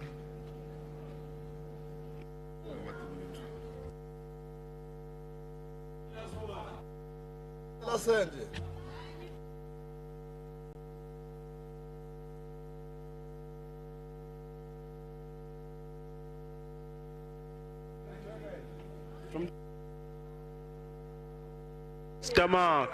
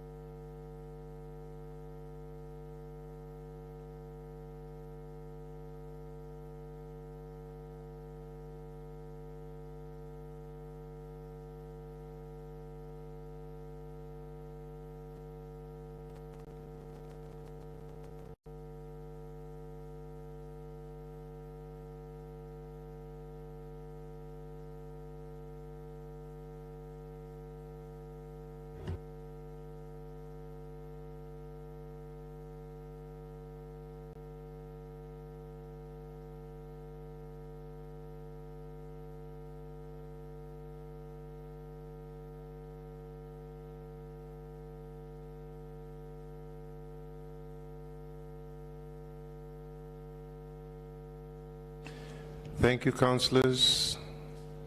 Just the results. The yeses is 139. The noes are 124, which gives you a total of 263. Thank you. The item is approved.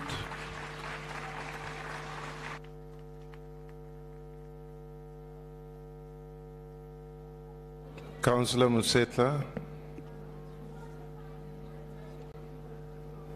Thank you, Speaker. I'm sure Luena, that's why we really. Obonor the number the balance anger. That's why we really. So Hopela recounting or the number the lady honor balance. I get total you got now is 263. And the initial one is 268, Diager. And there's 5 missing somewhere. We are looking for that 5. Let's correct it. Councillor Musitla. Councillor Musitla. The difference between the noes and the yeses is more than 5. You can read the rules if you want to. It's more than 5. Please read the rules.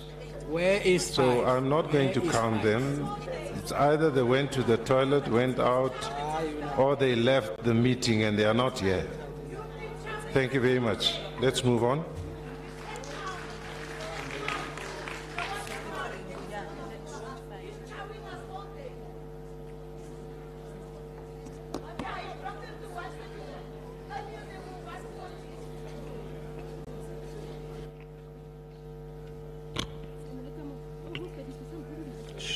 Item 9, adjustment capital budget for the 2021-22 financial year.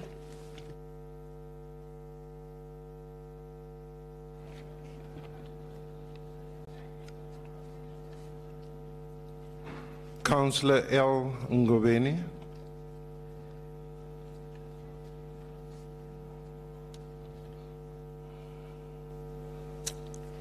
Thank you, Speaker. And through you, if I may, just take this opportunity to declare, and I know I can because I have no doubt that he's not ashamed of me, but that the former mayor of the city of Johannesburg and the leader of the ANC caucus, Councillor Mpomo Erani, is in fact my cousin. Ke motswalaka.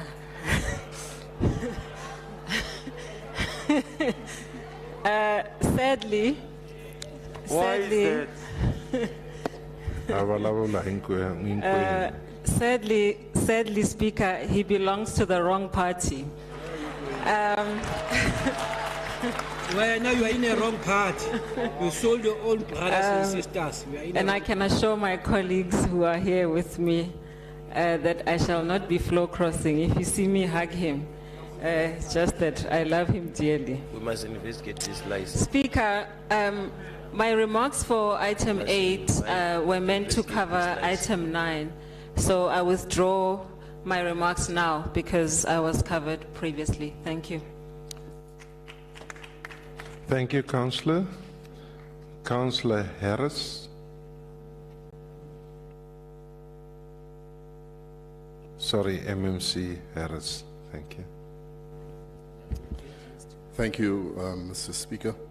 I'm not too sure if I must be saying I must rise on a point of privilege, but may I just say I'm rising to address item 9, the adjustment capital budget for the 2021-2022 financial year. Mr. Speaker, Madam Mayor, MMCs, leaders of all parties, whips of all parties, chairpersons of all committees, guests, greetings to all of you. The city was forced into the rebasing exercise because they could only raise half of the loan budgeted for.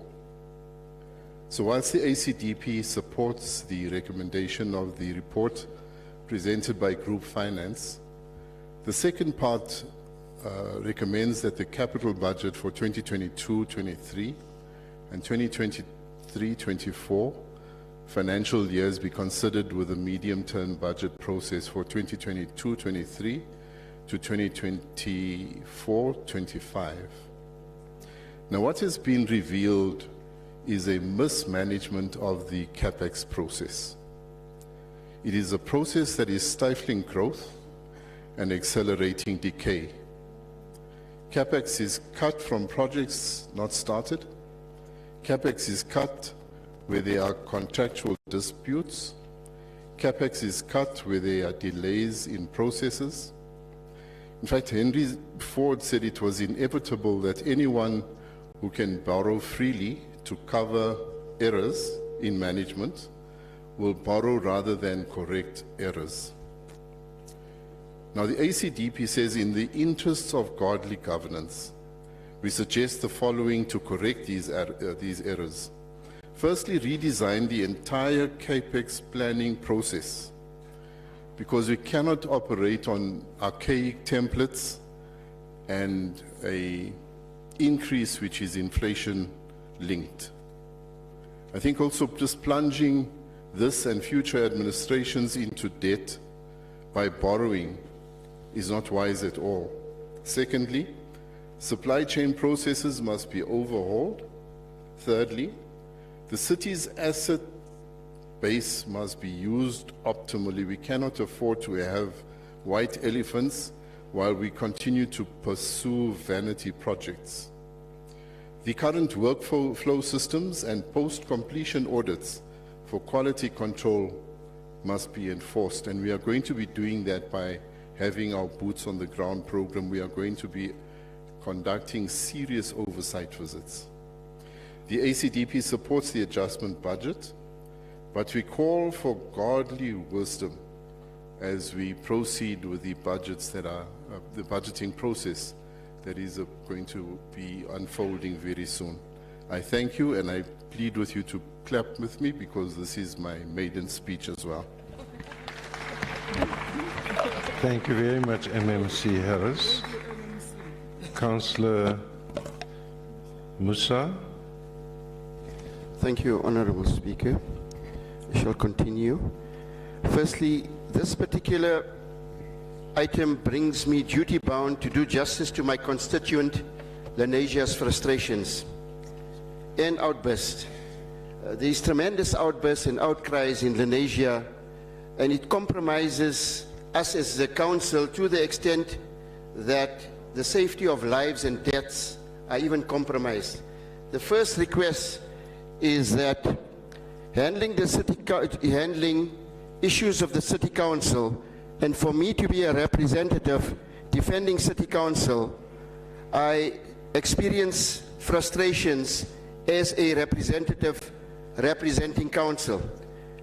I would like to represent council in a proud and conducive environment, and to attend to my constituent that houses thousands of community members and thousands of issues that are frustrated.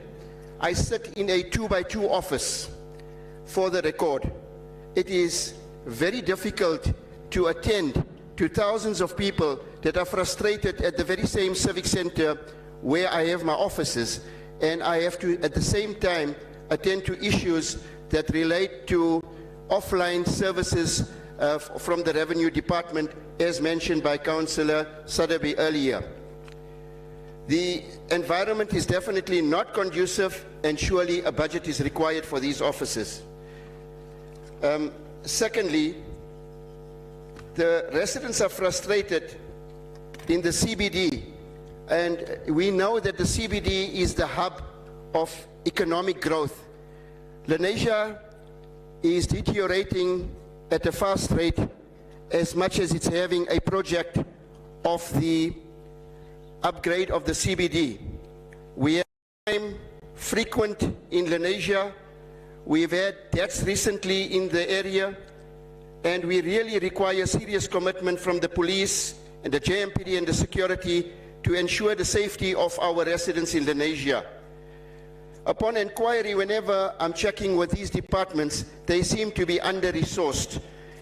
And I'm questioning whether the 10+ program really helped us.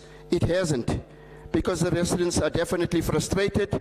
The police and JMPD are not present and ensuring that the lives and safety of residents coming into the CBD are protected. It is difficult to shop in the CBD. The project of the upgrade that has taken place recently in Lenasia is causing serious concern in that it's not completed, and there is tremendous outbursts, outcries again, and frustration by the community that this project is now long overdue.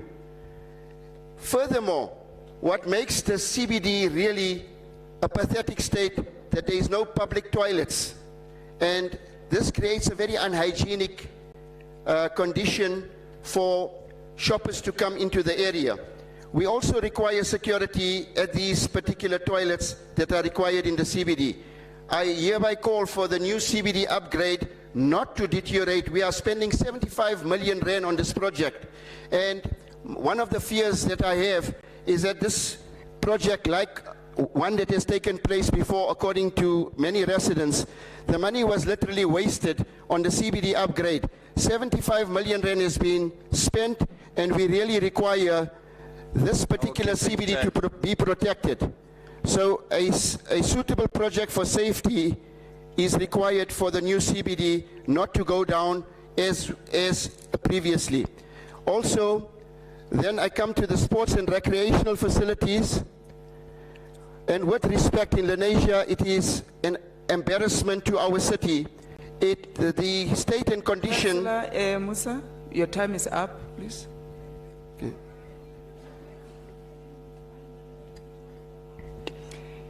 Councillors, please note that the speaker had to take an urgent phone call, hence I am presiding again. And I just want to... I'm almost finished. If I could indulge. I'm ready to also recognize that it's my first time presiding, whether you call it maiden presiding. So, dear Honorable Acting Speaker, now that it's your maiden, now that I know it's your maiden speech or your maiden sitting there, I would request that I take advantage of the situation, and I'm almost completed. Because it's my first time, I'm giving you 1 minute. Thank you so much. Well done as your maiden chairperson. You've made my heart happy. Thank Order, you. Chairperson. Order. Order. Okay, the sports and recreational facilities. Chairperson. Councillor Musa, just please take your seat. There's a point of order. Councillor Novella. Thank you very much. There was a report that came to Castle that speaks about distribution of speaking times or allocation of speaking time to all political parties as per how they are represented in this council. And if you are giving an extra minute to Councillor Musa, just be like Oprah and then everybody get an extra minute. We'll appreciate it because we've got a lot of points to make. We'll appreciate that extra minute. Thank you very much. Thank you, Councillor Novella. Speaker, we are into this. So, Councillor, I tried. Please take your seat. We'll move on to Councillor Souls the first.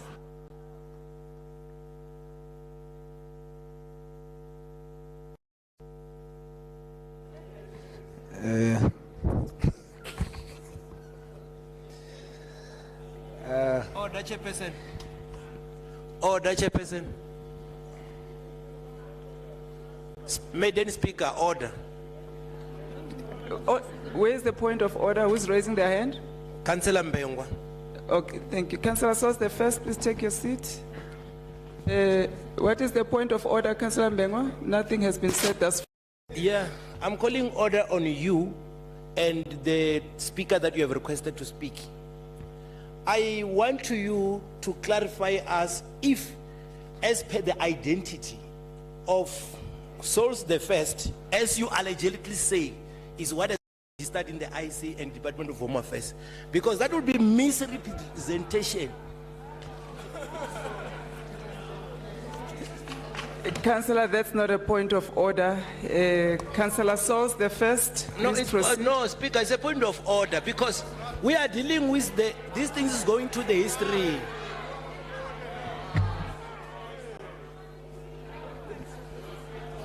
Masa kan jy ken min jokes. Councillor Sauls, the first.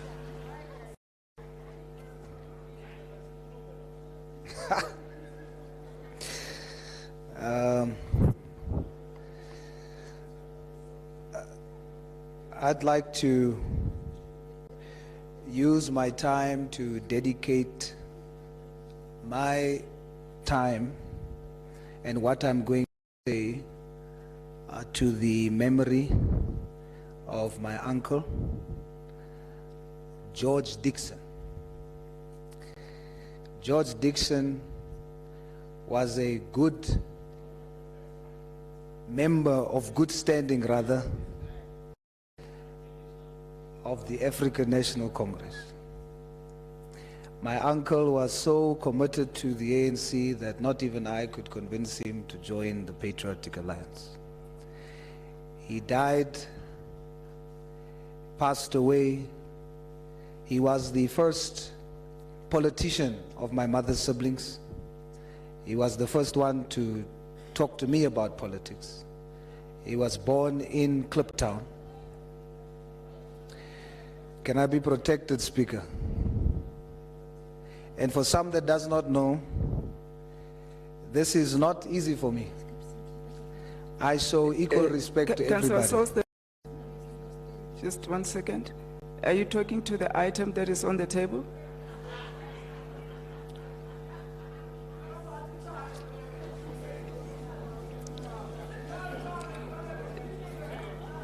Please proceed. Just talk to the item that is tabled, please. Thank you. Madam Speaker, acting, it's my 3 minutes. And how I start my introduction to the item is my discretion. It's my time. So if I use it, I should be allowed to use it the way I want to. So in this dedication, my uncle is born in Kliptown. And in the adjustment Presiding budget, officer. in the adjustment budget, the adjustment budget decreases under housing the budget allocation for Kliptown and Klipspruit. The Patriotic Alliance supports the adjustment budget, but wants to bring clarity. The wording that is used, we want to be sure that in this allocation, that the intentional marginalization of the colored community will stop through the use of words and ward demarcations. Because what has happened is through ward demarcations, Kliptown, where I was born, has been split in two. And when reports says that budgets are going to Kliptown, it goes to a portion of Kliptown, not where I and my uncle was born. Kliptown and Klipspruit West, it is said that projects and budgets are allocated for Klipspruit, but Klipspruit is a part of Ward 11 and is not served. This is intentional marginalization, and I want to put to record that in this adjustment budget, we must send, when we say Kliptown, I want to direct the attention of this administration to the part of Kliptown where I and my uncle was born. I'll make a simple example. Time up. Time up, time up. Time up, Uncle Boy. It's not time up. Order, please. Souls, you are protected. It's not time up. Please And that must be added to my time. We understand why it is such a sore point, because time up, Uncle Boy. In words, for example, the Joburg time up. The Joburg website says Kliptown is the oldest. Councillors, he's got 20 seconds to go. Please let him proceed. Speaker. I will not stop. Please take your seat. You will continue now. There's a point of order. Councillor Novella, what's the point?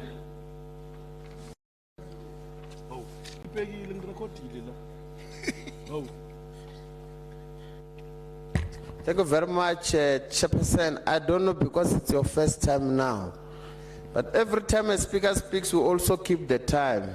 He started speaking at exactly 16:47. It's 16:51 now.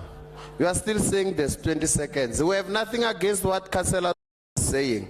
We're just saying as a presiding office, please keep the time, because when it's other councillors speaking here, you are very quick to point out that their time is over. So let's stick to it, because we're keeping the time. Everybody that speaks will keep time. That's why we reminded you that Councillor Musa's time is up. And we are reminding you Councillor Sol's time is up. So also pay attention to your time there.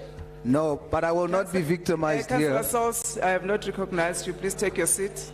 No, I'm still on the floor. And I will recognize I'm you. on the floor. There was a point of order. I will recognize He you. raised the point whilst I'm on the floor. You will continue your speech. Just sit for now. Let me address that point of order, please. Thank you. Councillor Nobela, we've noted your concern. We are also keeping time. There's 20 seconds left. He was interrupted. We had to stop the clock. Hence, he's got 20 seconds left. So please let Councillor Sauls the first finish his submission. I'll repeat myself in 20 seconds. Speaker. See what I mean? Speaker, order. Now call them to order. Because let me finish my speech. Speaker, order. Order. Order. Councillor Sauls, please proceed. You're on the floor. Yes, Speaker. Let him sit down, please, Speaker. Yes. No, I'm not going to sit down. I'm not going to sit down. He started. Ek baisani masakenji sê nie vir my wat om te doen nie. The speaker sê vir my wat om te doen. Ek baisani. Is that the new MMC? Is that the new MMC, that one? Or, councillors, please. Councillor Sauls, the first, your time is up now. Now, Madam Speaker, now, after he's been interrupted, now. There is no way I'm taking my seat, Madam Speaker. Salute. Are you running this or the EFF and the ANC? Order, Speaker, order. I did not speak. Order to you, Speaker. No. The time is kept. I did not speak. Order, Speaker, the time is not up. I did not speak. I did not speak. Your MMC. I did not speak. Councillor Sauls, the conduct of the MMC. They've corrected me. You still have 18 seconds. They had paused. Thank you. Yes. Mayor. Now quiet the house, please, acting Speaker. Quiet this house. MMC. Who's in charge here? Is it the EFF and the ANC that's running this council? Let them keep quiet. They won't keep quiet. Please make your submission. Okay, I'm going Mayor. The conduct of your MMC. Councillor Sauls, the first, now your time is running up. Make your submission. They will not keep quiet. Please. The official website. The conduct of your MMC, Mayor. Mayor. The official. How can I speak when the council is out? The conduct of your they will not keep MMC, quiet. You are Mayor. on the floor. Sit. The rule says they must be quiet when a person is speaking. That's what the rule says. Rules, please. How can they take control of the council? You on your engage. Engage. Councillor Sauls, please proceed to Speaker. We are listening to you. You and your A point of order to you, Speaker. How is it? The council rule says when a speaker is on the floor, the house must allow him to speak. How do you allow them? Councillor Sauls, the first, just hold on.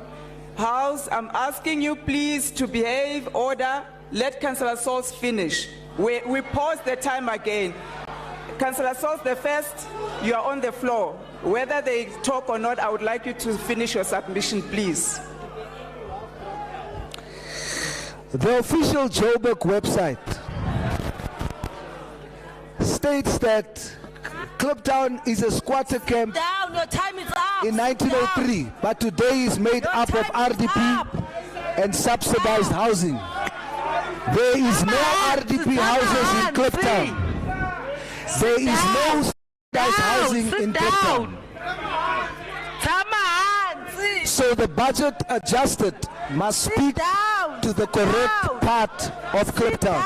The time is up. Now your time is up. Thank you very much for your submission. You and your auntie. On Spaisani. Yes, I'll Yes, not protected, Speaker. Councillor Nontanja, you're next. You looking at me or you looking at you? Thank you, Presiding Officer. The UTM has noticed with great concern that this adjustment... Councillors, please, we cannot hear the submission of Councillor seems to Nontanja. be Can you targeting- please keep quiet when she's on the floor? Thank you. This adjustment capital budget seems to be targeting areas of importance to the communities. It would seem that this administration is against provision of clinics in various previously disadvantaged areas like Devland, Ivory Park, Lowly, Zandspruit, Rabi Ridge, Protea South, Princess, etc. Presiding Officer, what could be the motivation for cutting capital budget for such crucial projects? CAPEX is the backbone of service delivery in any municipality. The same applies to social development facilities, as they are of utmost importance. Decreasing budget of social development facilities will compromise the provision of shelters to the victims of GBV. Health, social development and housing are the most affected departments, and this will impact negatively on service delivery. Presiding Officer, the seat needs to walk the talk. We also noticed that both Dube and Deep Kloof hostels budgets were taken away, and these renewals have taken forever to implement as it is. Taking away the whole budgets is being insensitive to the residents.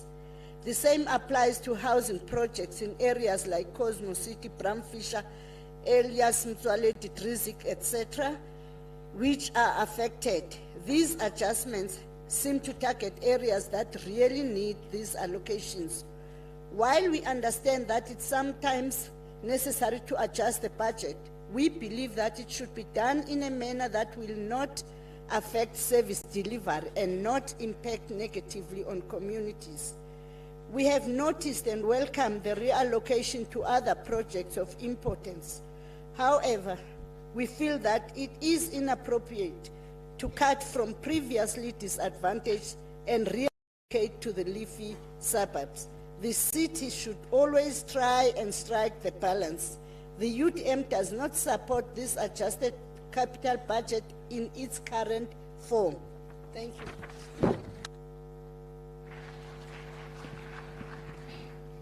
Thank you, Councillor. Councillor Arnolds. Thank you, Presiding Officer. Presiding Officer, if this adjustment budget is preparing us for the actual budget, it is going to be a long 4 months in which the city is on a downward spiral. Presiding Officer, when the ANC and the minority opposition parties looked at the adjustment budget, we were all in agreement that this is depressing, it's tiring, and you know what depression does. Hostels, graveyards, transport facilities, clinics, parks, shelters for GBV victims, shelters for disabled people are all being decreased. And where are they? In the marginalized areas. And these are all in areas where we that are currently disadvantaged reside. We don't have a leafy areas where we are.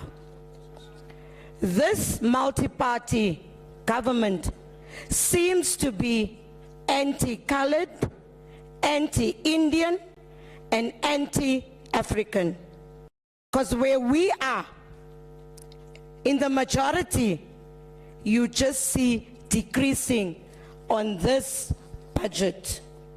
Region D and Region G are the biggest victims.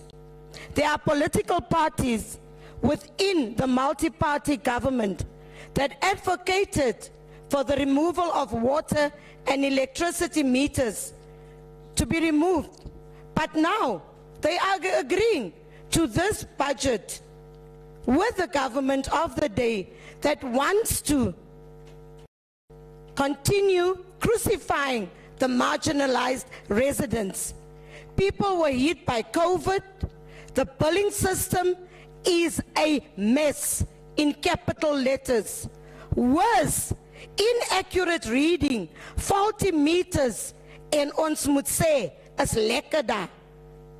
If Boya Mteto can look at JMPD that are taking bribes, because I was a victim of one of them that wanted 300 Rand the other day. I'm saying to you, Boya Mteto can do work on JMPD and not on the billing system. I thank you. As the AIC, we are in no agreement with this adjustment budget.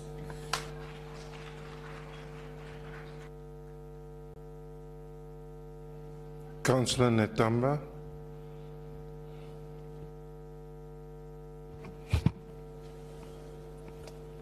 Thank you, Speaker.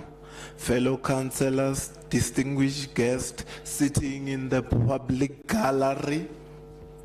Cardinal pillar number 7 of the EFF says free education and health, house and sanitation. Capital budget is mostly the asset of the city. The city needs to monitor and protect the assets, and spending should be necessary. If we need to replace more of these assets all the time before the life expenditure value, it basically indicates that the city is failing to monitor and protect its assets. Before we replace a tool, machine, or any equipment whatsoever, it is the duty of the city to find what's happening to the previous one. Was it lost due to theft or damage due to negligence, and hold those using the item accountable to replace them? We can't keep on using more money of our citizens all the time for replacing assets which the city of Joburg doesn't even know what happened to the previous ones.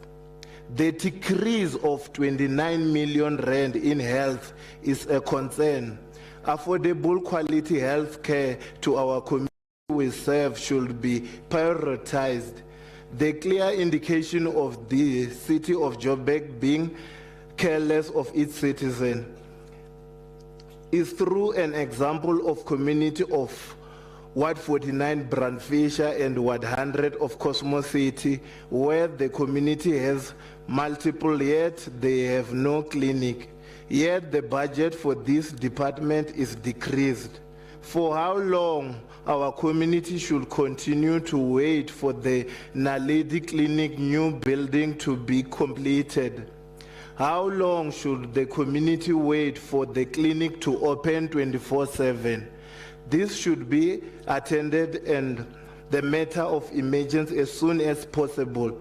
As the 7 cardinal pillar of the EFF and points stipulate above, the decrease in the health amount of 29 million Rand is the biggest worry and unacceptable. Therefore, as the EFF will reject this report. Thank you. Councillor Rambani.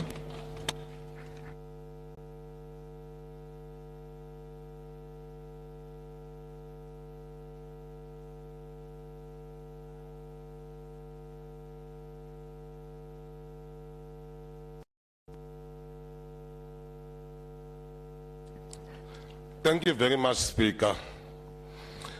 I once more greet each and every councillor of this council. Speaker, I'm struggling to read what difficulties in my computer because of the sun behind me. Please bear with me. Speaker, it is what it is.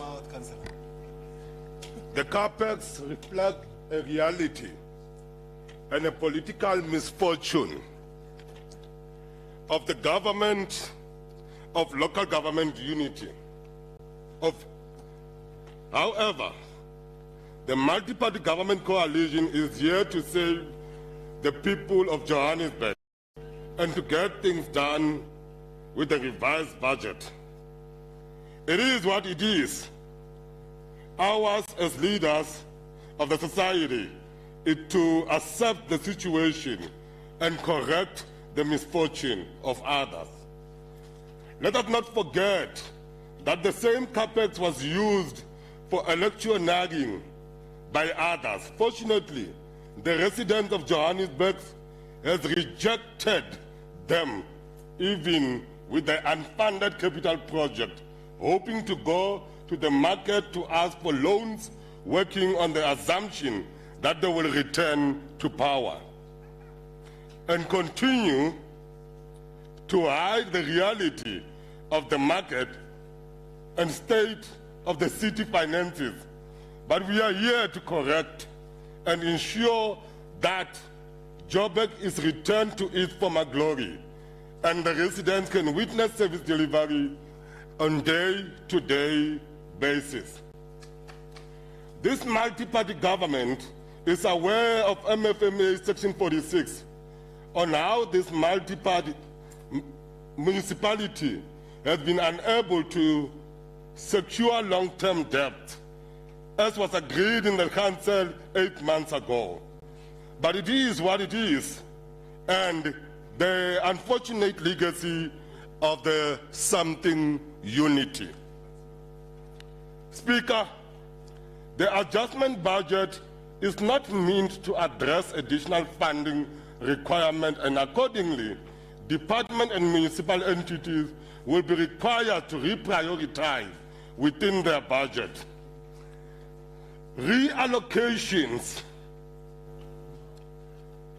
to address any further reallocation to address any service delivery pressure.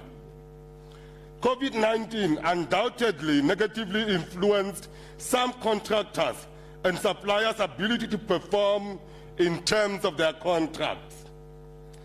Other issues included, but not limited to, electricity and water charges collection has gone down by 1 billion rand, and the city has been overspending 900 million rand on bulk electricity purchases. This is a direct cash outflow. The budget we inherited could not adequately address the above-mentioned issue. Therefore, the need to rebase. The proposed 2021-2022 capital adjustment budget reflects a decrease of 771.8 million rand in the current financial year.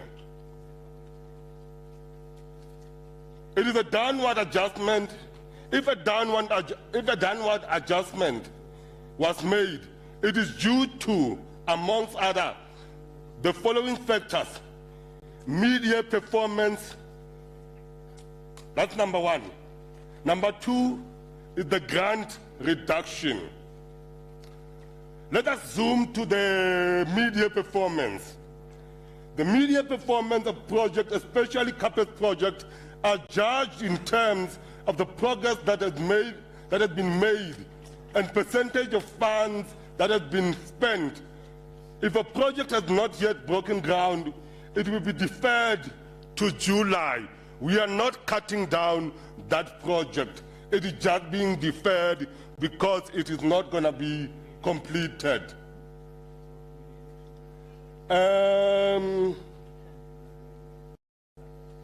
If a project cannot practically spend its budget in the remainder of the financial year, the budget that has not yet been committed, it will be reallocated. This does not mean that those projects are dead. it only means that the budget funds that are unspent will be allocated in the next financial year. Now, let us look at the grant funding. It is common cause that if a grant funding is not being spent, provincial and national government will not pay the next due tranches, and future grant could also be reduced. Grant reduction will have a negative effect, especially on capex. Grants are not spent properly.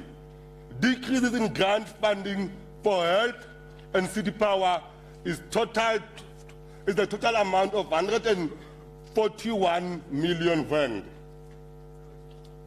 We are aware that in the previous regime, that most of the 10 key projects were directly managed in the city manager's office. For whatever reason, the motive known by them, some of the projects which were supposed to be at the department or entities level were centralized in the city manager's office. We welcome that every cent must be directed to the implementing entities to implement those projects so that they benefit our residents, not cheap politicking. As we move on with eye fixed on the next financial year, the multi-party government will present its budget that include every resident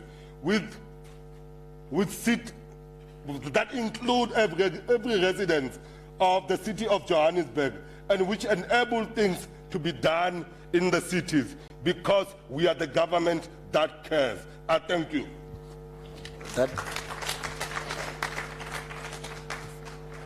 Thank you, Councillor Rambani. Councillors, just a little bit of housekeeping. Can we please close the doors? Councillor Phillips, the air cons are working, and if we leave the doors open, we will keep on getting hot air in there. Can you please close that door? Yes, sir, you can send someone to close the chair because it's hot here at the back, and I'm not going to subject myself to that kind of abuse. Thank you. The air cons are on, they have been fixed now. Please keep the doors closed until it's cooler. Thank you.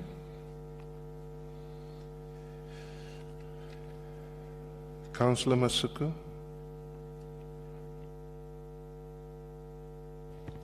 Thank you, Speaker.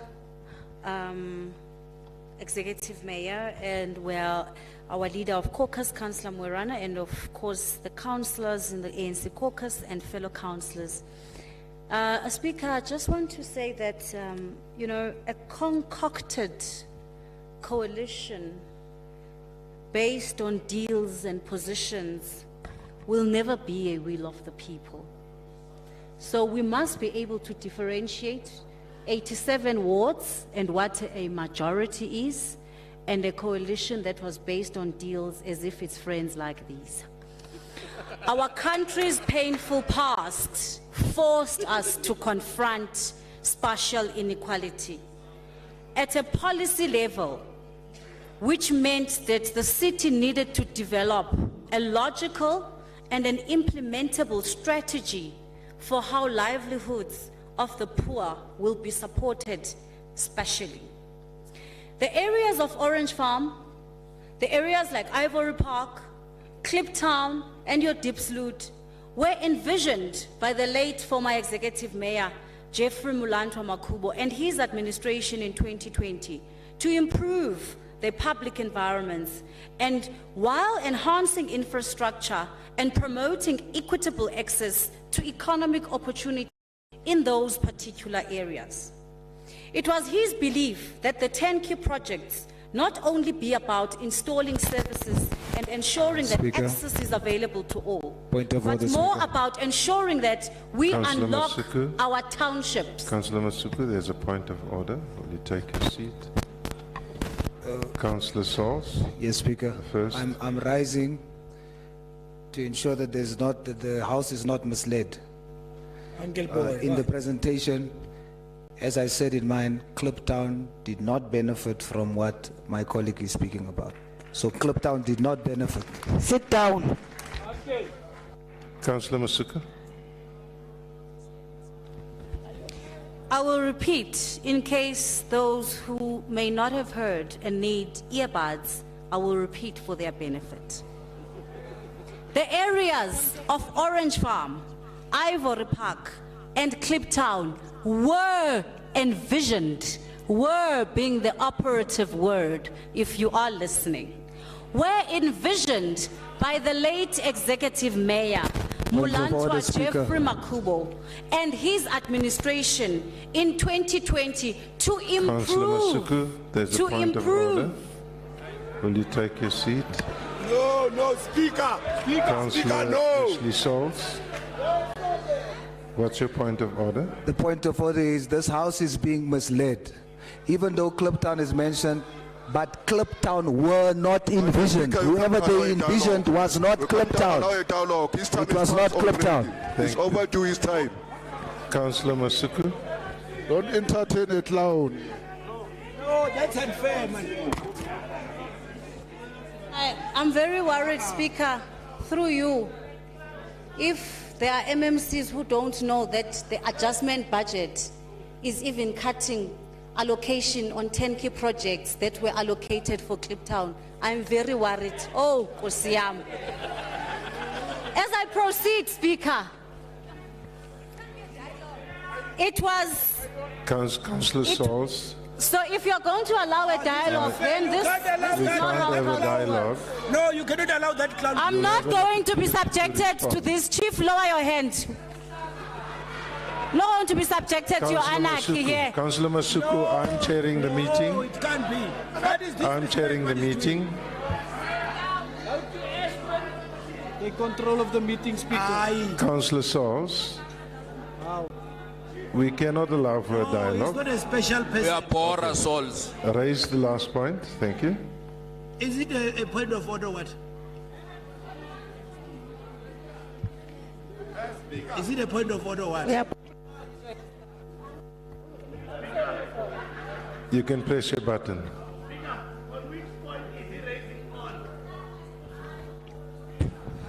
Speaker,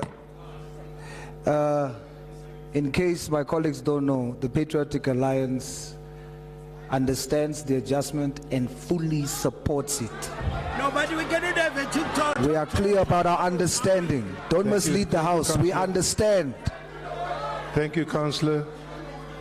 This man Can you is switch your singing mic for off, his- councillors? his plate, man. Councillor Masuku.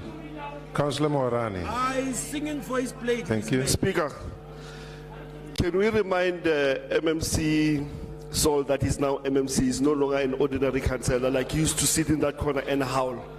He cannot debate on when a member is on the floor. Please. Chief, you are MMC, behave.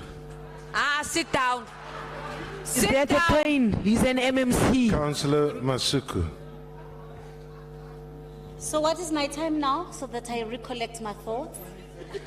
20 seconds. How much time do I have left? 20 seconds. 7 No, I'm minutes, genuinely 43 asking. seconds left. Come on, Thank you. 20 seconds. 7 minutes, 43 seconds I left. thank you. Thank you. It was his belief that the 10 key projects not only be about installing services and ensuring that access is available to all, but more about ensuring that we unlock our townships as true city districts that involve the culture, vibrancy, and character of all that it espouses, as articulated in the GDS. To that effect, under the stewardship of former MMC, who is now our late executive mayor, in his capacity as the then MMC, Jolly Dimatongo, a budget of 240 million was set aside for the development of Orange Farm and surrounding regions, noting some expenditure as at the end of December 2021, and the adjustment budget today has decreased this provision to 25 million. Just to make an indication, Speaker, when we speak about Region G, which is also articulated, Kliptown area also forms part of Region G. For the Ivory Park and surrounding projects, 124 million to drive the urban renewal upgrade agenda in that area was set aside in the 2021-2022 financial year. This was adjusted down to 74.1 million. The Kliptown and surrounds turnkey project was also adjusted from 50 million to 30 million. At the core of the projects is the need to restore the dignity of the poorest of the poor in our city, including bringing them closer to economic opportunities and changing the way they experience services. So it is a very small wonder why a government that claims to be in the center of empowering people would actively reduce budgets meant for their development. I am reminded, Speaker, here of an extract from the former councillor who we are told today is his last day, Councillor Mashaba's resignation in 2019 when he was the executive mayor, where he bemoaned that his focus on the poor had been undermined by the DA members, even though the city's residents understood where he was coming from. And I want to quote what he said. Some members of the DA caucus in Johannesburg have suggested that we prioritize the needs of suburban residents above providing dignity to the forgotten people who remain without basic services 25 years after the end of apartheid.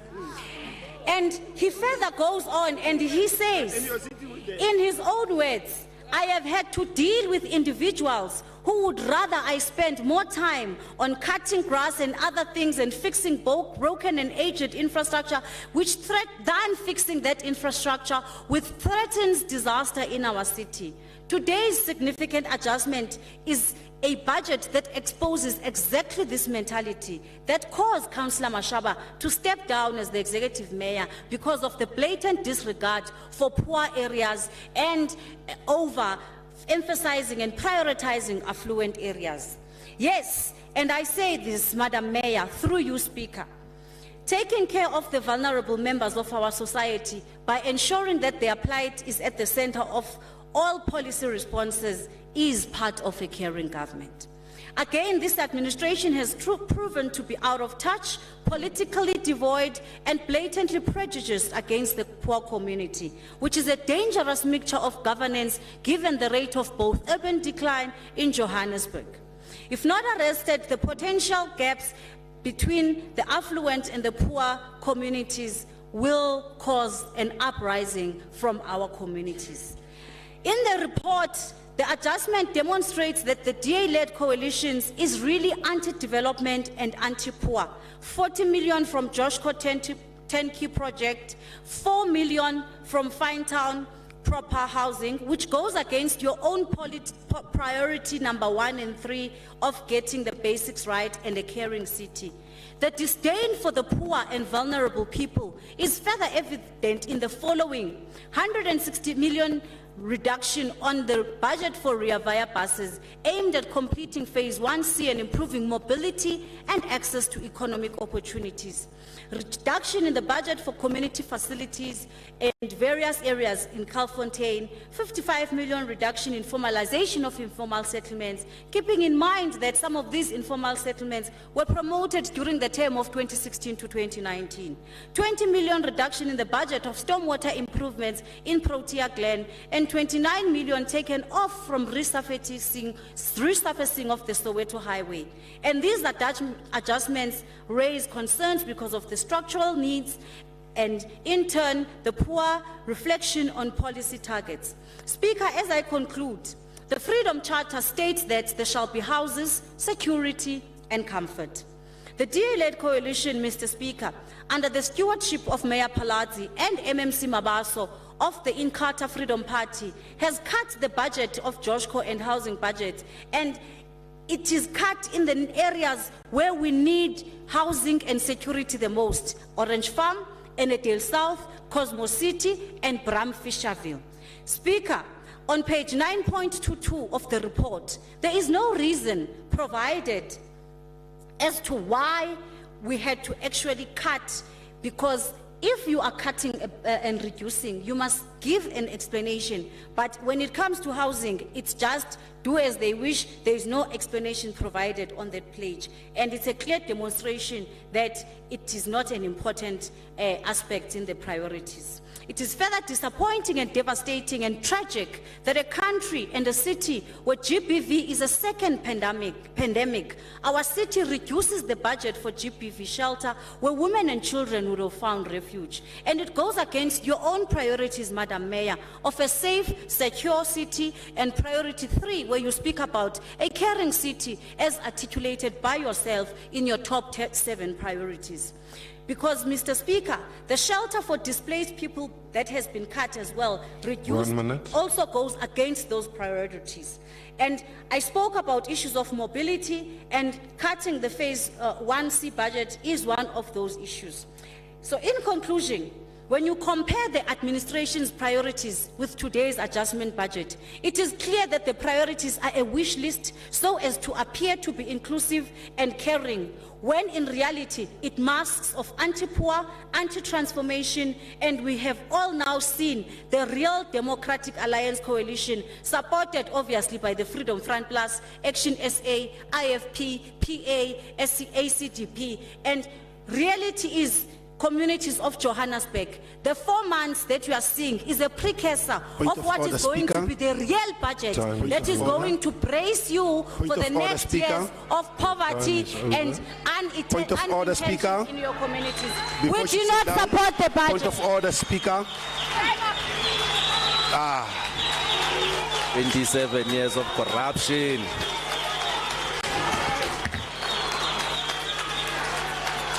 MMC Sadabi. If you wouldn't have stolen all the money, we would have it. MMC Sadabi. Let's hope Ms. Wheeler.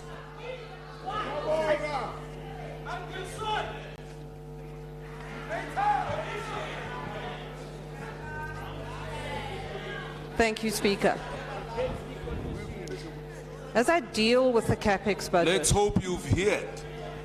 I would like to continue with interrogating the reporters before, and that we should first look at the stimulus, being the city's current finances, and then look at the process of choosing our priorities, and lastly, consider the multi-party government's response that informed the adjustment capital budget.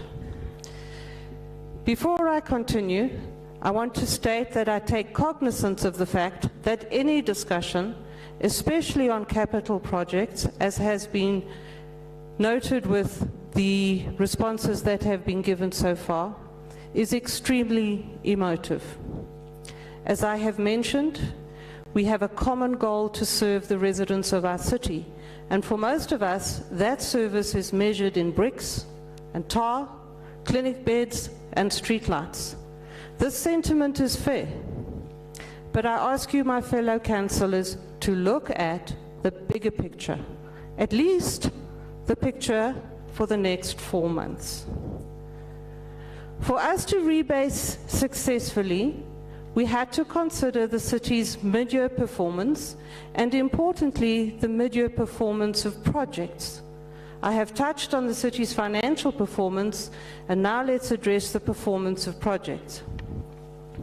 If a project cannot practically spend its budget in the remainder of the financial year, the budget that has not yet been committed has been reallocated to projects that can be concluded by the end of June. Members of the House, this does not mean that the rebased projects are dead. It only means that we look at the reallocations in the coming months as we finalize the 22-23 budget. Rebasing was done on this defer and reallocate principle, and on this principle alone. Deferments and reallocations were made without prejudice, and this multi-party government has committed itself in such a way that our residents continue to be served by the funds that we do have.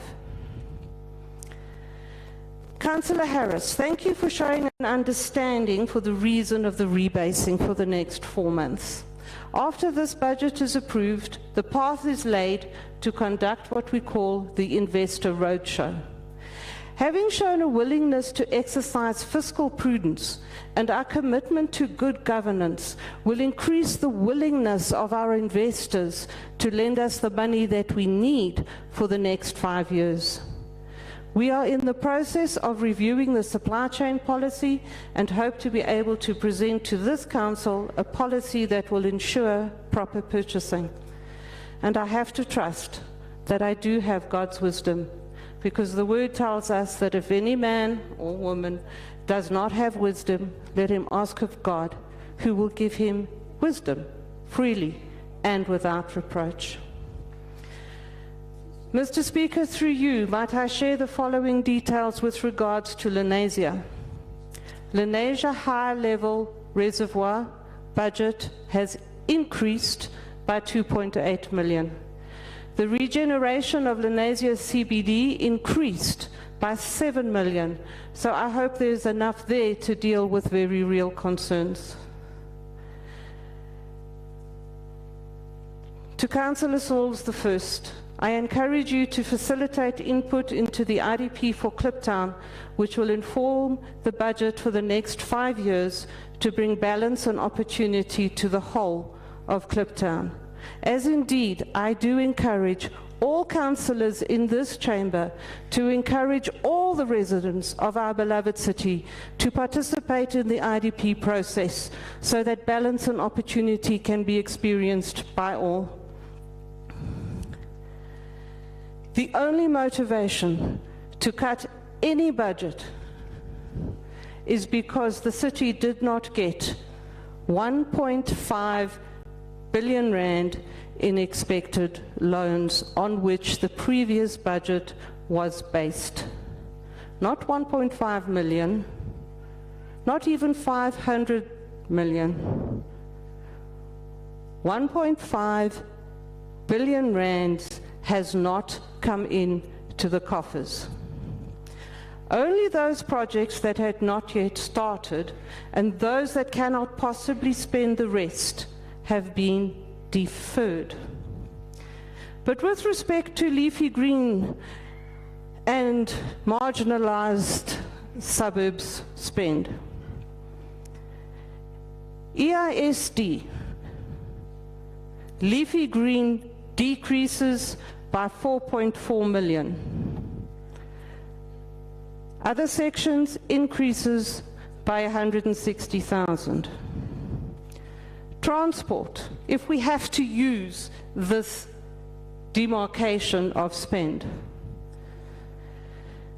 Leafy green increase by 47.8 million.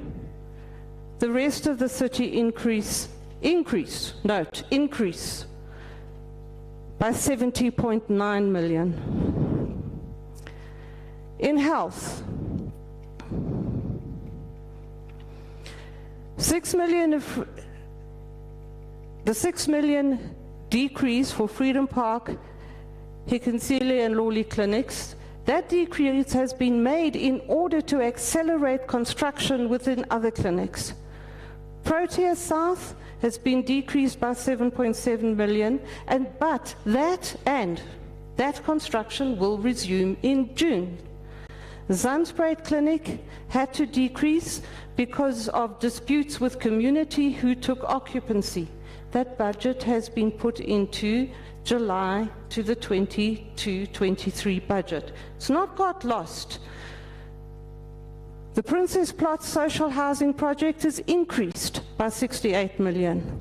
Lufering social housing project in Region D has increased by 19.9 million. Nansfield social housing project Region D has increased by 10 million. And considering all the anti-populations that have been referenced... Time is up. Considering all the anti-populations that have been referenced are in fact represented in the multi-party government, I expect that I will have to hold on to our councillors and hold them back MMC, because they probably feel insulted. MMC, your time is up. What part of the Glut government lost, overspent, misappropriated the money is exactly not understood. Sit down. But having Sit down. said that, what part of we're not abandoning projects, we're Speaker, you restoring see, them, the exactly behavior of is members not of understood. mayoral I committee. ask for patience and not indulgence. Thank you. You see Thank the you, behavior. MC. Thank you. Speaker. Councillors. Speaker. Yes. Councillor. It's very worrying. Novella. The behavior of members of the mayoral committee today is very worrying. It's worrying. It's worrying. I think they are bordering on the line of I don't want to call it. The executive mayor will have to deal with that, but that's on the line of ill discipline. Their time is up. Their time is up. They must be treated like all of us here.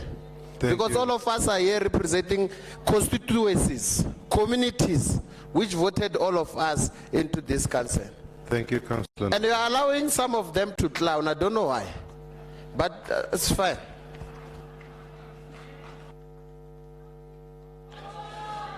Councillors, the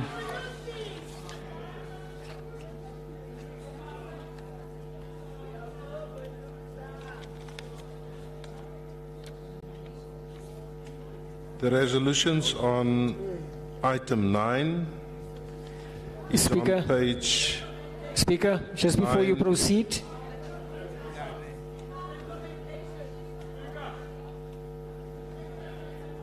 Councillor Rafferty. thank you, Speaker. I'm just a little bit worried. It's the first time that I see that MMCs in their responses are given 5 minutes. Please check what's happening here or give clarity in terms of that. What is your question?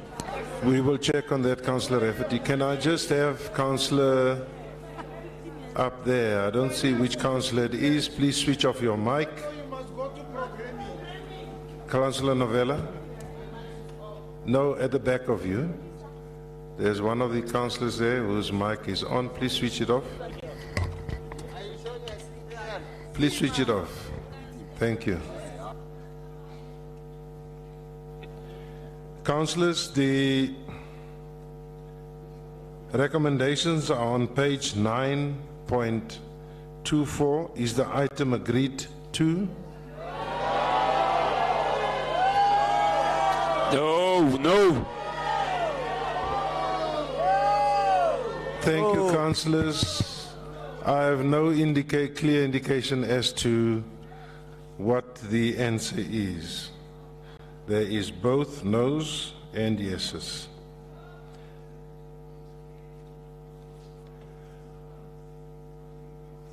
Thank you, councillors.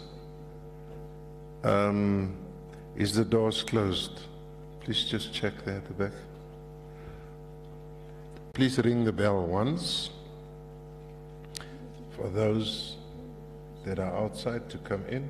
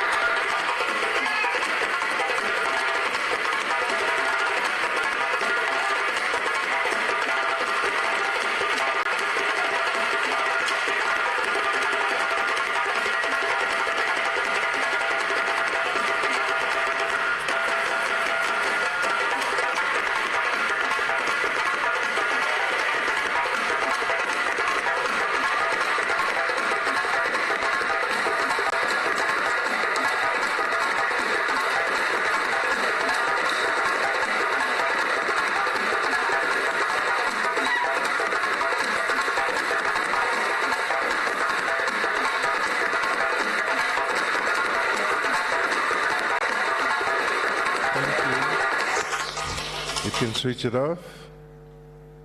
Can we just make sure that the doors are closed and that you all settle down, please? Thank you.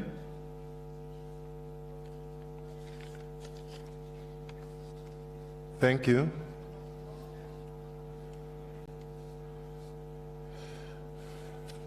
Councillors, the recommendations, as I said, is on page 9.24. I didn't get a clear indication as to who have the yeses and who has the noes. And therefore, at this point, those that agrees with the recommendation, please raise your hand.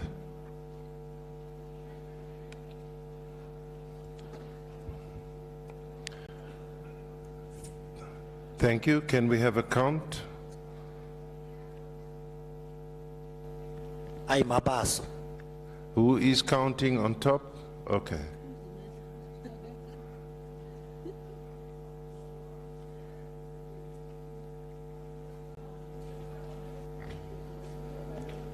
We want to see your face, Mabaso.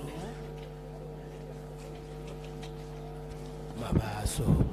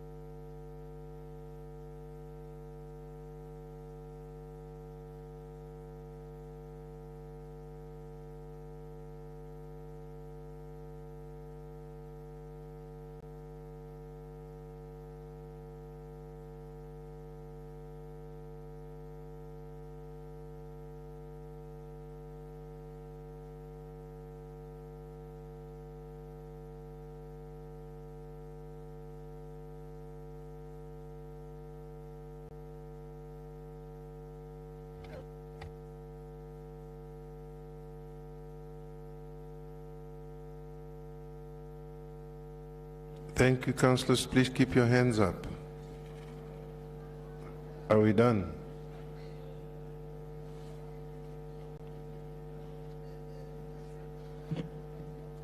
Thank you very much. Is your hand also up on this side?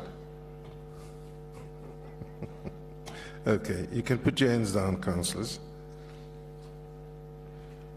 Thank you.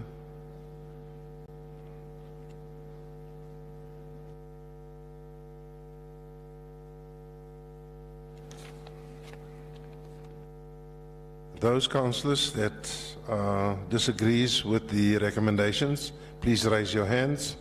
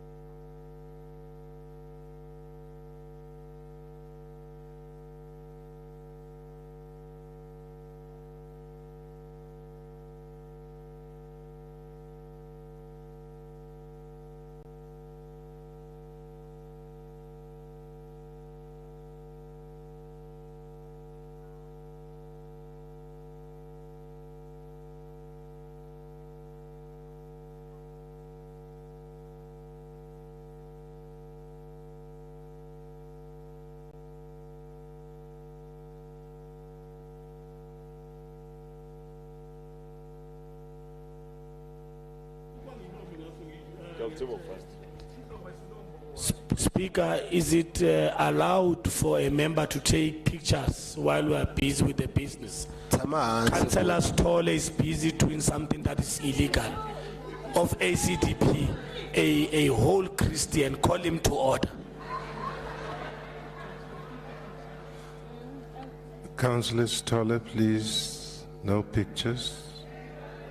You must tell us if there's a half Christian also. Thank you. Thank you, councillors.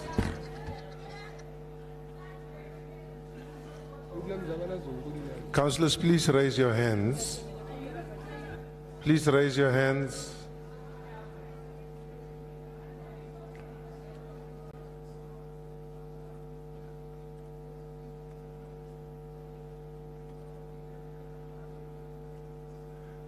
Councillor with the white shirt, how can do la fast, please? Le Christian a dule fatshe. Seatla ko godimo, dankie.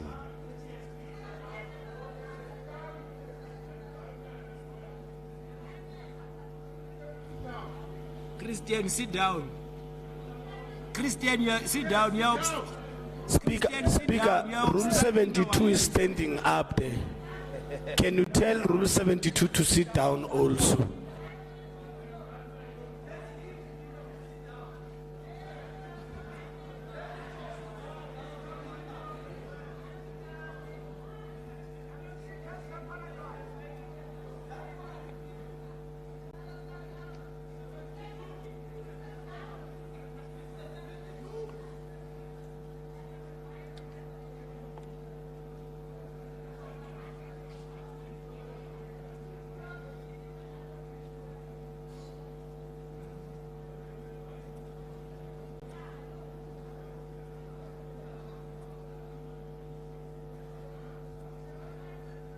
Are you done, Advocate?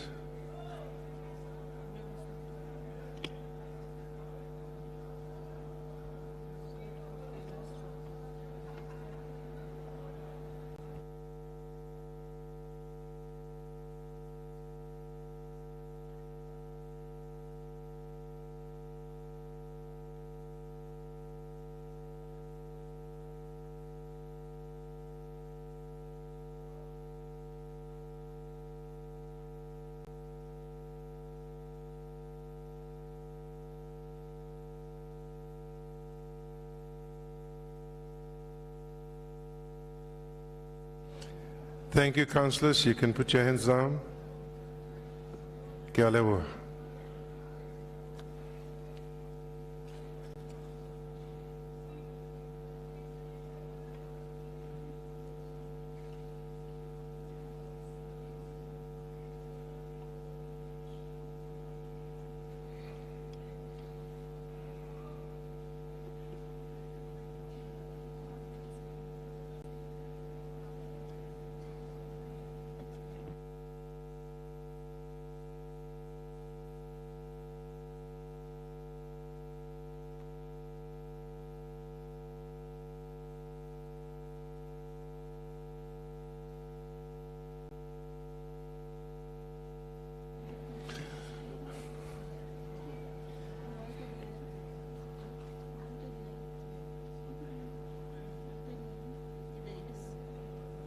Thank you, councillors. This is the results. Those that agrees with the recommendations is 139. And those that are against the recommendation is 125. And therefore, what's the total? And the total is 264. Thank you.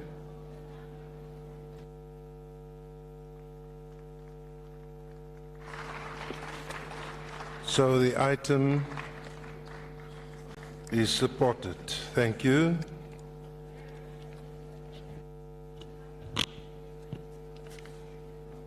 Item 10, 2021-22 mid-year review of the Institutional Service Delivery and Budget Implementation Plan, SDBIP, Departmental and Municipal Entities Business Plans.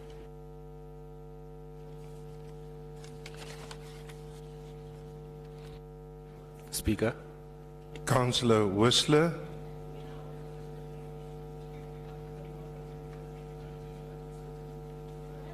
There's a hand up at the back there. Just take your seat, Councillor Whistler. Thank you, Speaker. Please stand up. Thank you, Speaker. Councillor Chalufu of Action SA. We had requested water about 15 minutes ago, and we have still not been assisted. Can we please be assisted? Thank you. Can you assist with water at the back? Okay. Councillor Whistler.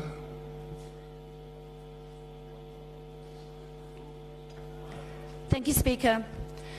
Mr. Speaker, Madam Executive Mayor, Chair of Chairs, Chief Whip, MMCs and Section 79 chairpersons, fellow councillors. Good afternoon to all of you and the councillors of the great city of Johannesburg. Good afternoon to the COJ officials present here today, and a very good afternoon to the employers of all of us, the residents of Johannesburg. Firstly, Mr. Speaker, through you, please allow me to congratulate MMC for Transport, Mr. Funzi Ngobeni, for his appointment as the caucus leader for the FAB 44 Action SA's first Johannesburg caucus, the third largest caucus in our great city. Mr. Ngobeni's appointment obviously follows the departure of Action SA President Councillor Herman Mashaba as he prepares to take our party into the country to a higher, more economical, prosperous and safer level for 2024. Colleagues, I do not envy anyone who will be going into national and provincial government in 2024. And we, the parties and individuals who are more concerned with delivering from the people than stealing from the people to benefit our friends and family who will be in charge. Just as our country is broken, so many of our municipalities, the city of all of us have a proportional contribution in leading, is itself hanging by a thread. To fix this, we will require a back-breaking effort of every leader of this multi-party government just to bring it back on track and set it into the right course. It is clear that during the height of one of the worst global pandemics to hit the world in recent memory, some robber baron supposed leaders of government at the time were more concerned about enriching their families and friends than delivering quality services to the residents. Mr. Speaker, it is common cause that this current multi-government only took over the reins Councillor in the Whistler, city. there's a point of order. Please take your seat. Councillor Novella. We humbly request that, Speaker, you speak to Councillor Ngoven that we don't do what she's doing when we're busy with business of council. We don't record videos or take pictures during proceedings. The same way you were asking Councillor Stolle very nicely, please ask Councillor Ngoven very nicely that she must refrain from doing that. What did I do? You see the behaviors of your members of mayoral committee. They think they're bigger than everybody now. Thank you. But we are referring to Councillor Ngoven next to Councillor Whistler. Thank you, Councillor Novella. Councillor Ngoveni, I hope that... Noted. Sorry, Chair. Thank you. Thank you. Councillor Whistler, please continue. Mr. Speaker, it is common cause that this current multi-party government only took the reins of the city in the second quarter of this financial year. Upon the formation of this multi-party government, the executive very quickly strategized, and to this resulted in the development of several mayoral priorities which will carry us through the 5-year term. The people who led this government then are now firmly seated in the opposition benches, where residents have consigned them for this term. Through you, Speaker, allow me to record that the parties may complain and promise residents everything under the sky and the moon, but residents know the truth about they experience in their homes, towns and suburbs. What they experience informs their electoral choices. Whilst this report relates to the period, the beginning of July 2021, it is noteworthy that the last time any of the city's entities and departments received a clean audit was in 2018-2019, firmly under the principled and effective leadership of then Executive Mayor, Councillor Herman Mashaba. Speaker, whilst there are many examples of poor, corrupt and ineffectual leadership and management, Action SA is happy to accept that there are pockets of excellence in the city. I say this knowing full well that there will be someone from across the aisle who will try and claim the successes of being a reflection of their political leadership. I say to them, in that case, you would be sitting on this side of the House today, being able to reasonably claim them as your own. Instead, you are in the opposition, rejected, dejected, and fast running out of stream and illicit campaign financing channels, as you have done so many times before. Residents know the truth, and with each passing day, you will have to learn to live with their rejection of you. Mr. Speaker, being myself a returning councillor to this August House, I need no convincing of the hard work done by many officials far from the spotlight of fancy dresses and media headlines. It is through their execution of this multi-party government the vision will turn Johannesburg around. We should all have to accept, like long ago, when Johannesburg works, South Africa works. At this stage, South Africa at large can be fixed, the municipality can be fixed, Johannesburg in particular can be fixed. Mr. Speaker, as sure as the sun rises in the east and sets in the west, we will already be fixing Joburg. Now that the opposition used to say they will rule until Jesus comes, well, the fact is Jesus came in 2016 and he came back in 2021, Joburg, Tshwane and Ekurhuleni. In 2024, he's coming back for the whole country, starting in Gauteng and moving to KwaZulu-Natal. Speaker, as the law would have it, we are required to speak to events and situations relating to this time, and neither nor are in charge. However, in such movements, we are mentioned On a point of order. by Cobbol's rules, which many in this House would have come to know. Hiding nothing from the masses of the people, tell no lies. Councillor Whistler, you've got 11 seconds left, just as there's a point of order. Speaker, What is your point of order? Speaker, I wanted to raise the fact that she realized that she's wearing a black and gold dress. Thank you. Councillor, that's not the point of order.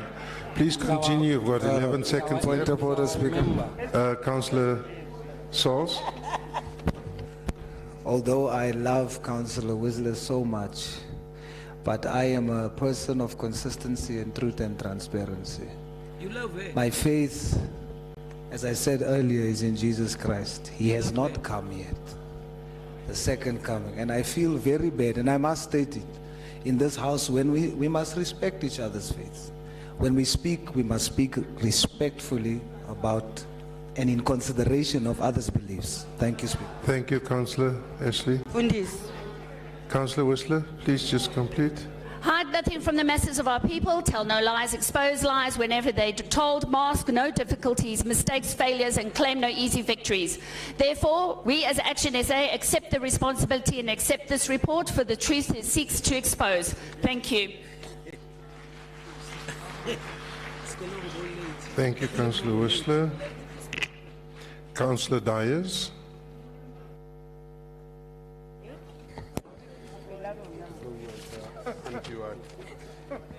Thank you, Honourable Speaker. I greet also the Executive Mayor, the Whip of Council, members of the Mayoral Committee, and our fellow councillors, and more so our esteemed residents of Johannesburg. The ACDP is singularly resolute that the residents of the entire Johannesburg must be proud to call Joburg their home. And the pervasiveness of this pride relies on a determined, responsible and accountable government for the city. Now, in terms of the entities and the departments, you would recall that since and before COVID-19 started in our country, South Africans and the residents of this city of ours have disconcertingly and mesmerizingly witnessed how state-owned entities like the railways disappeared right in front of their eyes. And many residents lost out in terms of the service, for instance, of this national state-owned entity. Now, in terms of the effect that entities of these kinds and also municipal-owned entities can have on our city, may be to the betterment of our people or to the utter detriment of our residents. And as much as ESCOM can drag the whole country down, thus much if we are not keeping a tight eye and hand on these MOEs and departments, they can drag us down. For instance, Mr. Speaker, if you look at the traffic flow on many of our very important routes are now being assisted by taxi associations where the JMPD department is nowhere to be found during peak hours. We have become reliant more on outsurance and some other private groups to assist us. So it's very important that we do deal with these MOEs and crucial departments, and as much as Joburg Water should be held accountable for the raw sewage running in streets in Alexandra, for instance. As with the now defunct railway system, we cannot wake up a day too late and maybe R1 billion or R1 trillion rands short by not having our fingers on the pulse of our municipal-owned entities. Consequently, we cannot continuously just rubber stamp budgets without continually Thank you, tracing. Councillor Dyers. Your time is up. The ACDP essentially supports this. Thank you very much.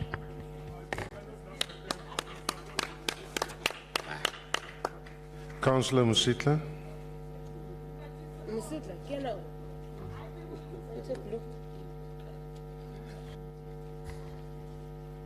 Thank you, Speaker. Greetings to the leadership of the EFF, led by Councillor Rasurute.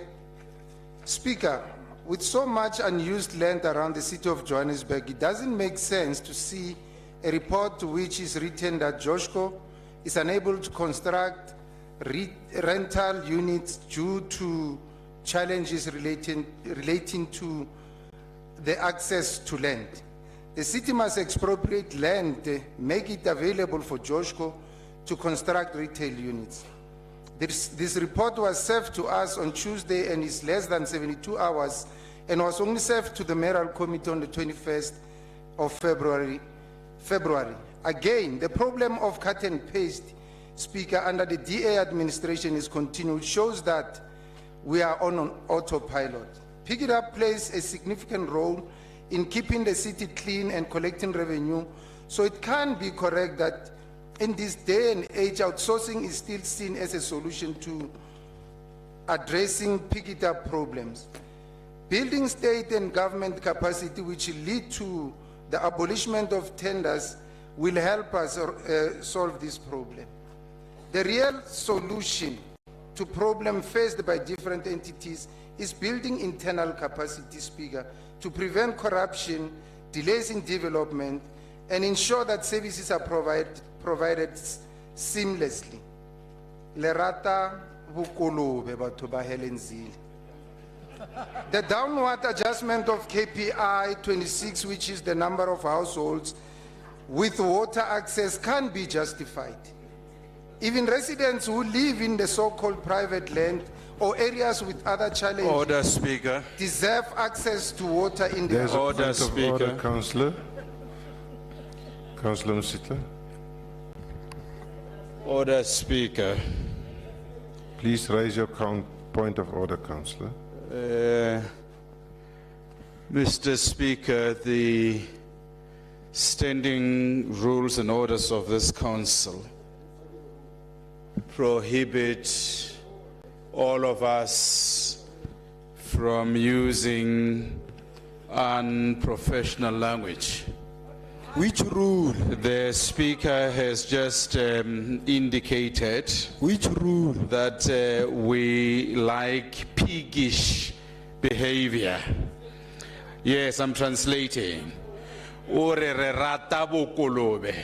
Go rata bokolobe, Mr. Speaker, means we like a piggish behavior, and I find that extremely inappropriate. Thanks very much. Are you zealous puppet? Yeah, no, we ask him to withdraw the utterance, this foul utterance that he has just made. Ke a leboha. Are you serious puppet or not? Councillor Musitla, I am addressing the issue that the councillor has raised, and I'm asking you to withdraw that. According to Rule 70 in your rule book, and I'm going to read it out, councillors may not discredit the council by using disrespectful and offensive language.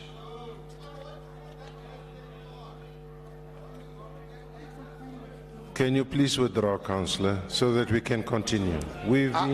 I'm not going to withdraw things that I don't understand. What is wrong with being piggish? If you explain that to me, then I can withdraw. If I understand what you are going to explain to me. What's wrong with being piggish?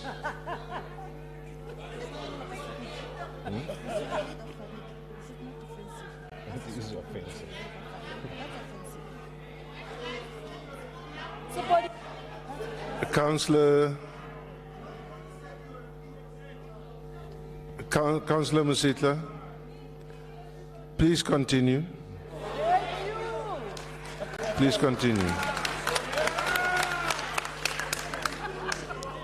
It's unacceptable that KPIs such as number 27, which talks to the issue of access to sanitation by households, is not sufficiently budgeted for. Sanitation is a basic human right which enhances dignity as well as preventing some of the diseases. The downward adjustment of the target of the number of dwellings provided with connections to main electricity supply by municipality is unacceptable. The so-called multi-party government is already demonstrating hatred to the poor and the downtrodden. One of the very first programs of the current mayor was to cut electricity in poor townships, and now the targets for water supply, sanitation provision, and basic electricity provision in informal settlements are being reduced. What have the poor residents of the city done to the multi-party government? What really is your reasons for the downward adjustments of the budgets? Having identified these issues amongst others, it is fallacy for the multi-party government to make a claim that they envision a prosperous city of Johannesburg in which citizens enjoy progressive environment characterized by principles of good governance, inclusivity, transparency. Instead, their core principles seem to be excluding the poor and the downtrodden. You can vote for the item and manage to win, but you must know that the borrowed power will never last forever. The EFF rejects this report.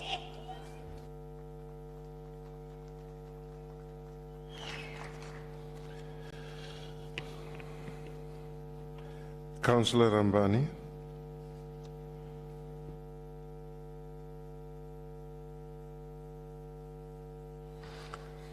Thank you very much, Speaker.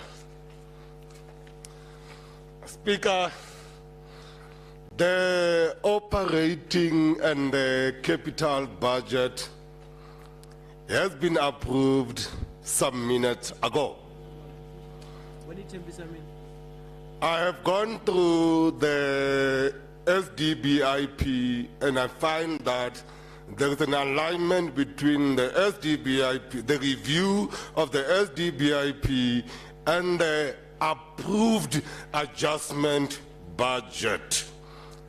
Speaker, allow me to thank the executive mayor and all the mayoral committees and all the city manager and all the staff that were involved in coming up with the approved budget, because there's an alignment between the business plan, the review in the business plan and the budget. Speaker, the Democratic Alliance approved the review in the SDBIP. I thank you.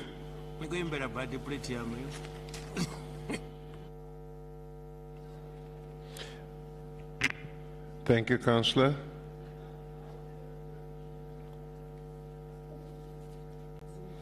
Councillor Zungu. I Rambani go, I Rambanu Nandara Street.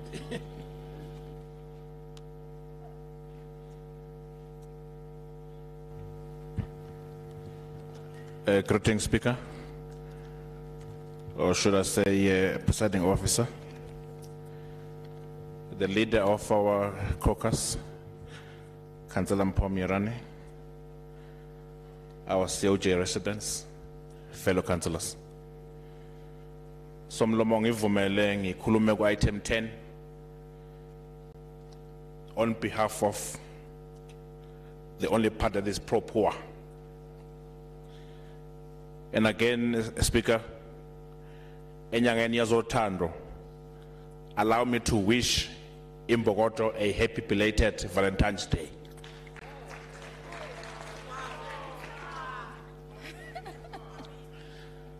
Tinaga njengokhongolo se akusithusi okwenziwa iDA.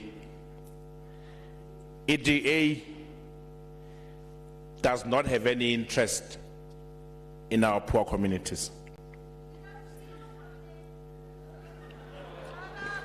The mayor's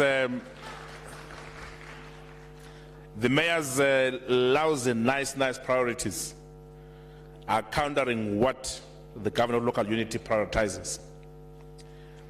Majority of our black people, the colored, the Indian communities, especially the poor and the marginalized youth, is not catered for by the DA. They speak highly in their 7 mayoral priorities. They speak of a safe and a secure city, of which it is not there. Sorry, Speaker. Speaker, that man, Councillor Stolle, is busy recording.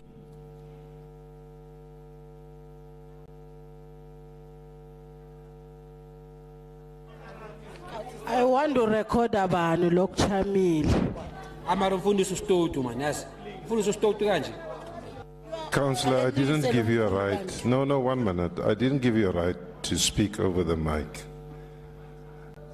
Councillor Zungu is on the floor. But I was calling on. How do you see from there up to there that he's recording? Speaker, I'm here. I can see him. No. I can see him recording there. Councillor, please He's sit a clown, down. that one. Please sit down. Please allow Councillor Zungu to complete what he's saying. And please switch off your mic. Switch off your mic first. Thank you. I can't see it. Thank you, Councillor Zungu. Please complete. Okay, Speaker.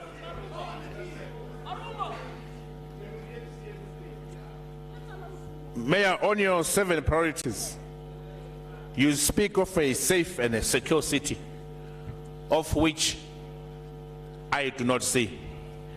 And Councillor I do Christians, is it a point of order?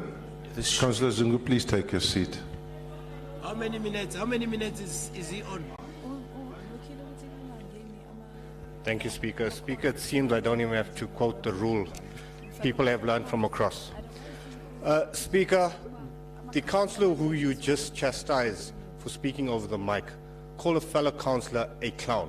He did not imply it. He said, that councillor there is a clown. Can he please withdraw it? Thank you.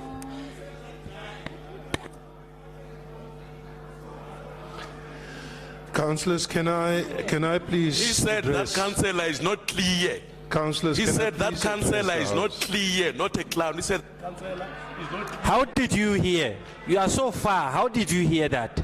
Councillors. How did you please. hear it? Councillors, can I please address you? Can we please start respecting one another? We just come from a workshop that Salga held, especially to deal with some of these issues. Can we please go on? Councillor Zungu, please complete. Thank you. Speaker, ngathi kunomono khona la.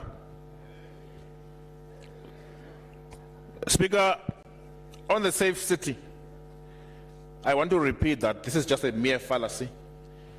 and it will never be achieved if the DA continues to keep the officials here to watch over the councillors while debating council issues. And again, you speak of a caring city. As I stand here, I get a call from the residents to say they are cutting power to our houses. How is that a caring city if the poor residents are being targeted? I'm not saying.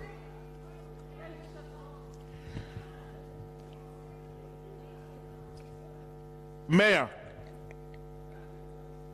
I know that uphefumula ngembobe nality because we are made to continue to put the rich and the affording minorities' interest before the poor. Sengisekwelijikayo ke manje Mayor, sithi nanka amehlo akhona akakumbombo. Sizobe senibhekile njengokhozi olundiza phezulu emoyeni. As the ANC, we reject these 7 frivolous priorities. However, since we have won 87 of the wards of Johannesburg, we cannot be seen or viewed as being against service delivery. For now, we note and accept your report. Thank you.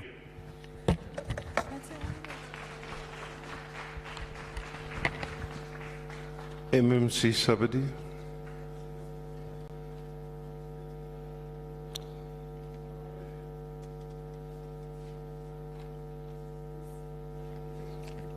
Thank you, Speaker. This report is prepared to profile all the adjustments that came as a result of budget adjustments and circumstances beyond the city's control, and deviations triggered by the need to improve the usefulness of performance information. The SDBIP serves as a contract between the administration, council, and the community, expressing the goals and objectives set by the council as quantifiable outcomes that can be implemented by the administration over the next 4 months. The new administration envisions a prosperous city of Johannesburg in which citizens enjoy a progressive environment characterized by principles of good governance, inclusivity, and transparency. These principles are underpinned by the 7 Golden Star priorities, which aim to speed up service delivery and improve residents' quality of life. Fellow councillors, this city cannot compromise on service delivery, and therefore no proposed downward adjustments were supported that will have bearing on our ability to serve. Thank you all for your robust engagements on the rebased STBIP that must, of necessity, match the adjustment budget. The Section 79 committees are about to be populated in the next but one item, and it is here that you, our councillors, get to hold the administration to account and to answer to why service delivery does not take place according to this SDBIP. The passionate detail laid on the table here assures me that these committees will be effective and service delivery to our residents will not be compromised. Delivery on Golden Star priorities has not been effective. We remain a city that gets the basics right, a caring city, a business-friendly city, an inclusive city, a well-run city, a safe and secure city, and a smart city. I thank you.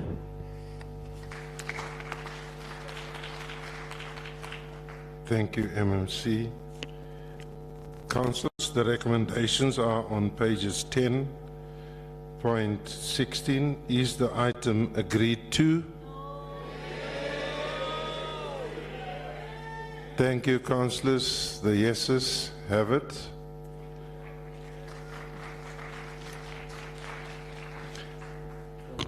Councillor Musita.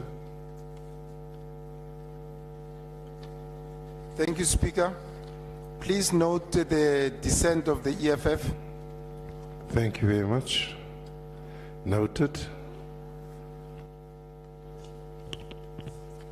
Item 11, 2021-22 Institutional SDP Mid-Year Consolidated Service Level Standards Review for consideration and approval by Council.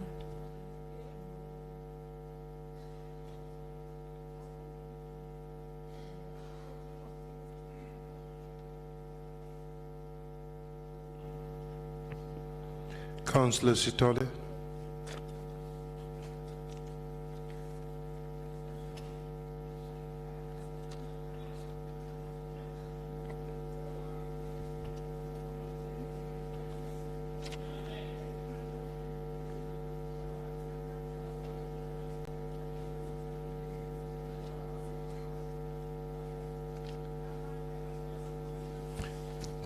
Thank you, Speaker. Fellow citizens, the ACDP family, the Speaker of Johannesburg, the Executive Mayor, Councillor Mpopalati, the Whip of Council, Councillor Mayors, Chair of Chairs, I used to call it as a Deputy Speaker, Councillor Colin Makubele, the Executive of the beautiful city of Johannesburg. Before I continue with my maiden speech, I want to bring the following. We are not multi-party government of the DA coalition. We are not. Please note that and read and see the news all the time when it's announced. You will know who we really are. And I want to guarantee you that we are here to stay until 2026. I promise that.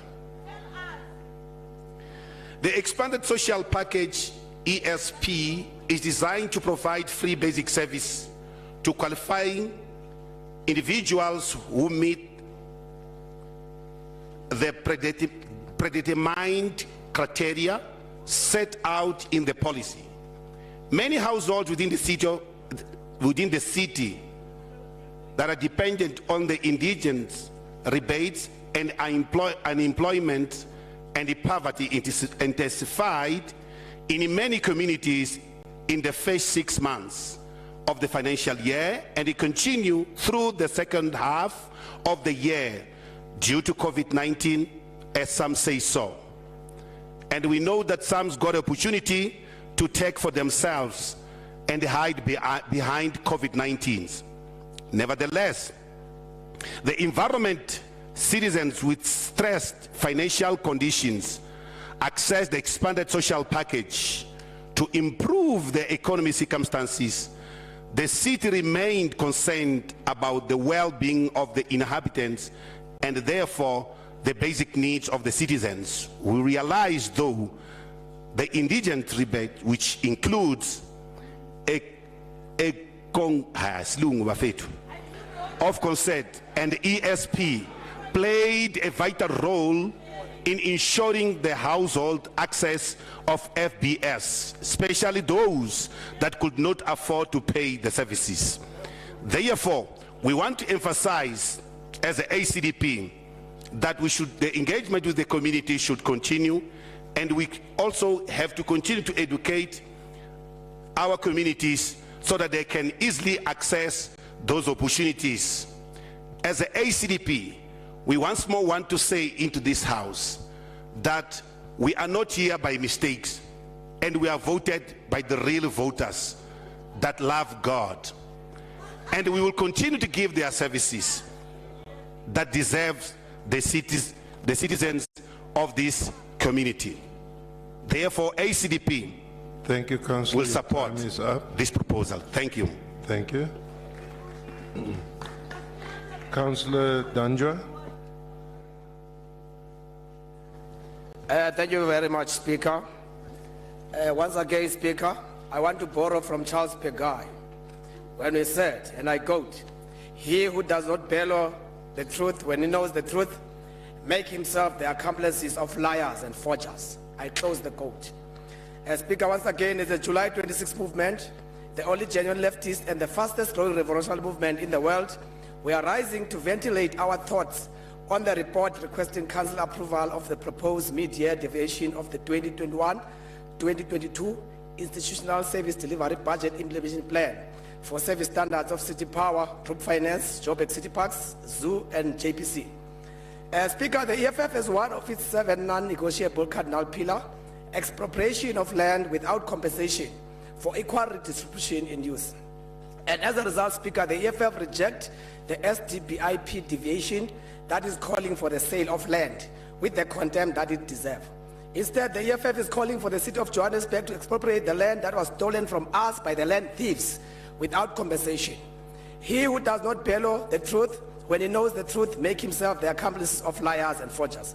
Never, never, under no circumstances, the EFF refused to be accomplices to the racist, anti-black, and anti-poor delaying action of DA liars and forgers who are using the institutional SDBIP deviations to bring back apartheid atrocities through the back doors in our beloved city. Speaker, the EFF rejects the anti-black and anti-poor SDBIP deviation that is failing to set up a target for the percentage of OPEX to be spent on free basic services to indigent Councillor housing. Danja. Speaker, the provision Councillor of... Danja, there's a point of order. Please take your seat. They are disturbing me. You must add my time. I've got 4 minutes there. Thank you. Please take your seat, Councillor Danja.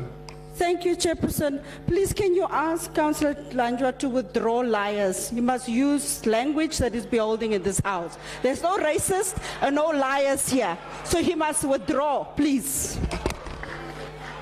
Councillor Danja. And thank you, Speaker. Once again, I'm borrowing from Charles Pegu when he said... Please withdraw, Councillor Danja. Speaker, actually this is a quote from Charles Pegu, and it's very clear. It says, "He who does not below the truth when he knows the truth, make himself the accomplice of liars and forgers." And I will continue with that quote, and I will continue to attach to that quote up until I finish my speech. Can I continue speaking, please? Thank you very much. Please continue. Thank you very much, Speaker. Never, never, under no circumstances, the EFF refused to be accomplices to the racist, anti-black, and anti-poor delaying action of DA liars and forgers who are using the institutional SDBIP deviation to bring back apartheid atrocities through the back doors in our beloved city. Speaker, the EFF rejects the anti-black and anti-poor SDBIP deviation that is failing to set up a target for the...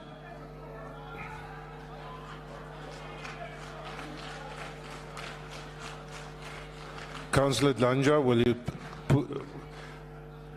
I've been listening to you very carefully this time.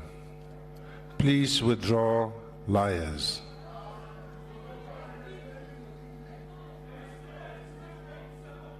Please withdraw it. Councillor Mukari, order, please. Please withdraw it, Councillor Danja. Speaker, I never said there's a liar. You did. I said... I've heard you clearly. Okay. You said DA liars. That's what... Delayed action. So, delayed no. action is DA. No. DA means delayed action. DA liars. Delayed action. Please delayed action. It, which means Councillor. delayed. DA meaning the pronunciation of DA.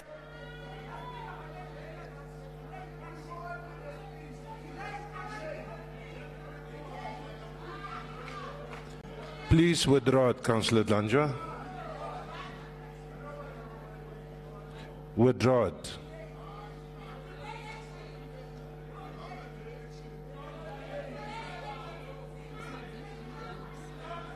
You believe in your own mistruth, sitting so close to Councillor Danja.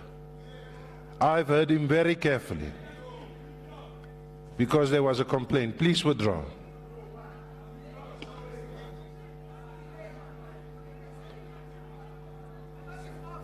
Switch it on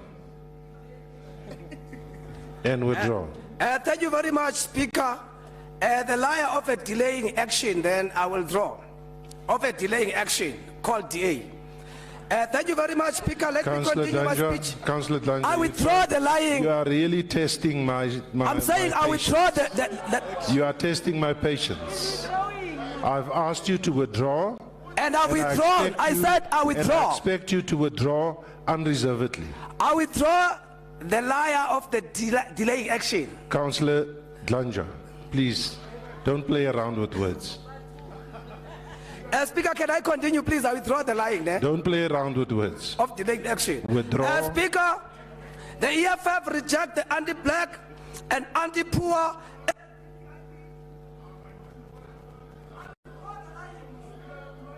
You did not, Councillor Danja. Please withdraw it. Please withdraw it.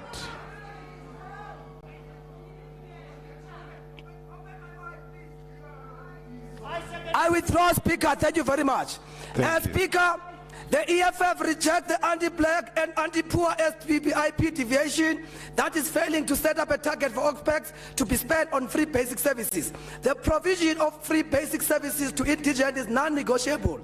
Hence, the EFF called for COJ to provide free electricity and water to the poor indigent and all indigent recipients of old age. The EFF reject the SPBIP that promotes the continuation of the use of the corrupt tender system in the highest contempt that it deserves. Instead, we call for the city to abolish tenders and use consultants and the use of consultants that are ravaging the city funds unabated on increasing rate and be replaced with full-time employers.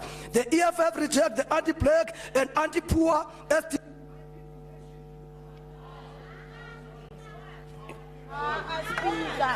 Speaker, no.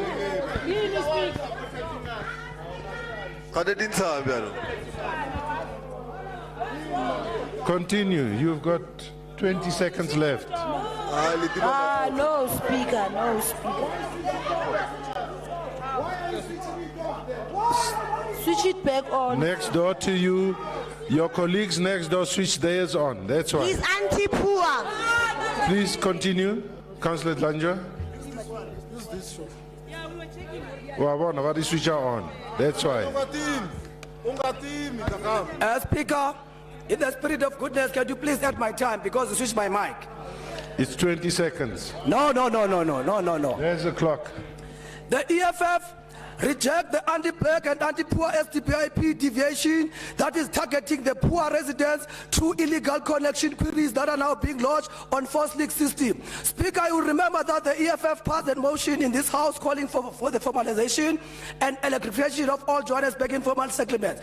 If you formalize and electrify all these informal settlements, there won't be any problem of izinyoka or so-called illegal electricity connection because people will be able to pay their electricity prepay and those informal settlements. The communities will be able to guard against this nyoka. Speaker, the group finance.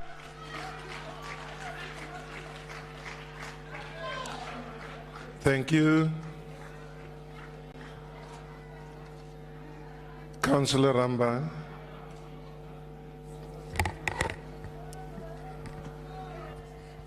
Thank you very much, Speaker.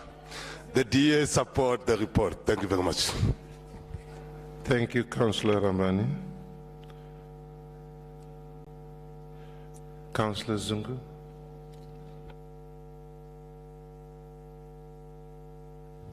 Thank you, Speaker. We can see the mayoral priorities on page 11.7, but it does not mean we believe them. And we doubt very much that they will be achieved. The service delivery targets and performance indicators, some in our view, are not measurable. This deviation for the departments mentioned, which is JCPZ, City Power, Group Governance, and JPC,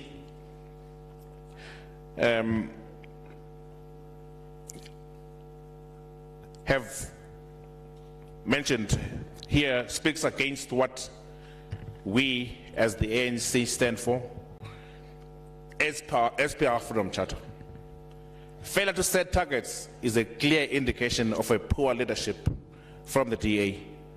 We reject this SDBIP mid-year, which is not consolidated. with its standards review. We reject it. Thank you.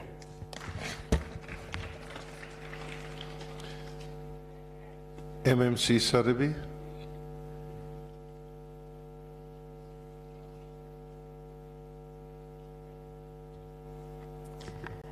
Thank you, Speaker. This report translates the SDBIP into a contract between the administration and the residents. This needs to be changed to match the SDBIP that has just been approved. That also had to be changed to match the approved adjustment budget. Only those changes required to keep this document in sync with all the others have been effected. To not support this document would cause serious cognitive dissonance because the city would be prevented from being able to walk its talk. At the risk of sounding like a stuck record, service delivery to all our residents in terms of our golden start has not been affected. We are not a government of empty promises and pie-in-the-sky dreams. Ours is a government of sober analysis and considered actions. Thank you to the councillors again for their robust engagement in all these processes today. I think some of us might need throat lozenges to be able to sleep tonight. I request that council approve this report so that our residents can understand what to expect from us going forward. Thank you.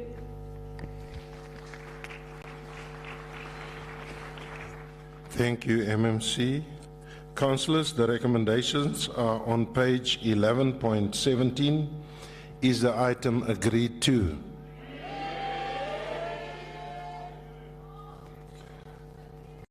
The yeses have it. Thank you. Item is agreed to.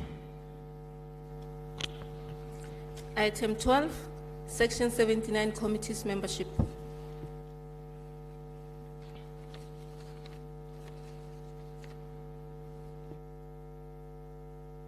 Councillor Myers. Thank you, Speaker. Speaker, just to bring to the House's attention some minor changes on the annexure to the item regarding economic development. Councillor Dandra M. Dandra EFF is replaced by Councillor NJD Mope from the EFF, who is an alternate. He now becomes a full member, and Councillor SM Sema becomes an alternate in economic development for the EFF. And then on the Finance Committee, there was some word called chairperson there under Majola S under Action SA. That's not supposed to be there. And that Councillor A.I. Sauls the first on the PA comes out because he's MMC. And Councillor F. De Lange now from the Freedom Front sits there. And then on the Programming Committee side for an alternate, it's Councillor Alma Suku from the ANC. Thank you.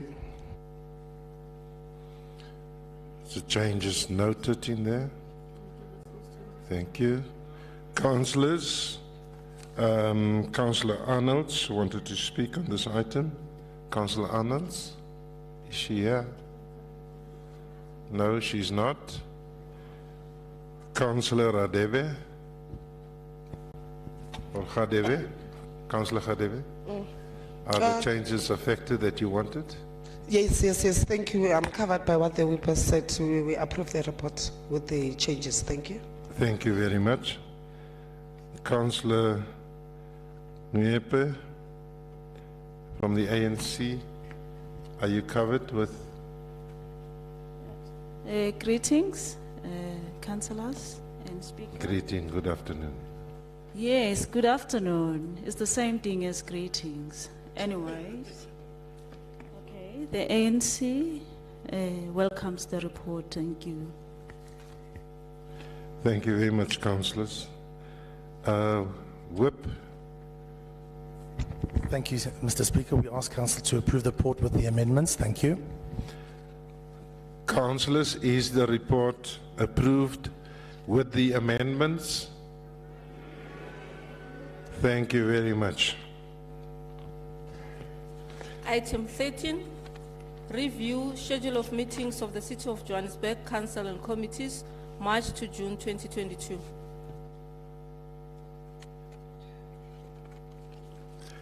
Chair of Chairs. Thank you, Speaker. I would like to ask the council to note the changes that were made. We had to shift 2 committees that fell on council recess in March, and those have been rescheduled. Second, there were some committees that fell in between the public holiday and weekend in May, and that has also been rescheduled, and we've had to accommodate the state of the city address. Thank you, Speaker.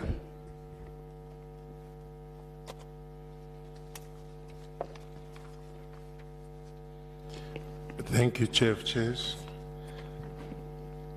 Councillor Gandebe.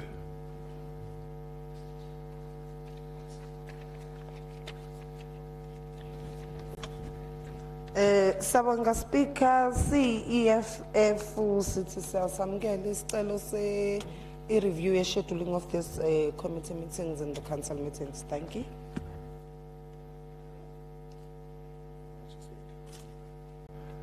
Councillor Gandebe, I didn't hear you properly. You were not audible. So I didn't hear you. Can you just repeat what you said?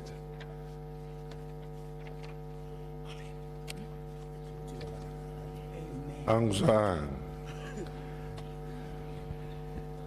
In short, we note this report. Ngiyabonga mama.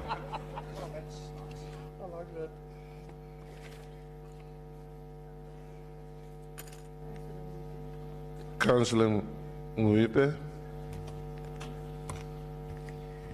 Okay, the ANC welcomes the report, but then further requests that the Speaker Office look into the presentation of the ANC members. As we can see that there's 2 that show. Further to that, would like as well again the Speaker's Office to look into the benchmark that took place in Cape Town. So please, can that be fast track as well? Thank you.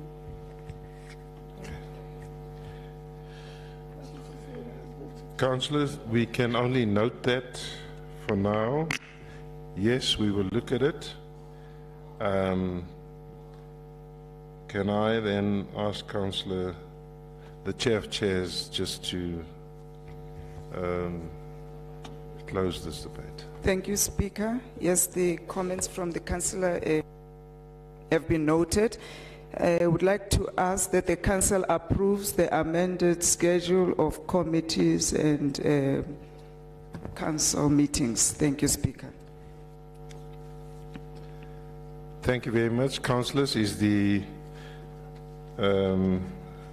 amended agenda, council calendar approved? Thank you.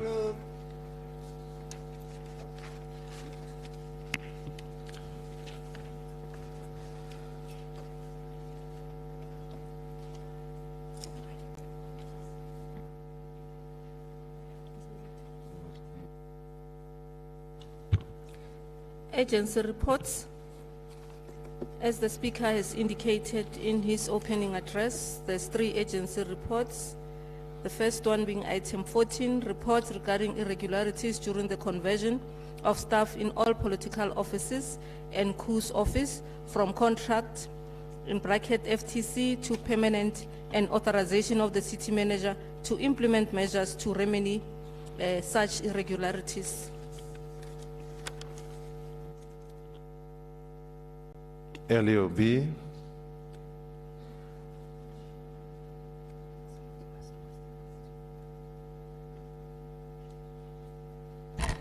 Speaker, thank you. May I ask that the reports be circulated and that parties be allowed a caucus break? Thank you. It's in committee because I've looked at the items and obviously they should be in committee. Are you calling for that, firstly? Yes, Speaker, excuse my lack of protocol. Can we go in committee? Thank you. Thank you very much. Councillors, before these reports are circulated, I also heard Councillor Knott ask for a break. Am I correct, Councillor Knott? So, Councillors, a 30-minute break 30-minute break.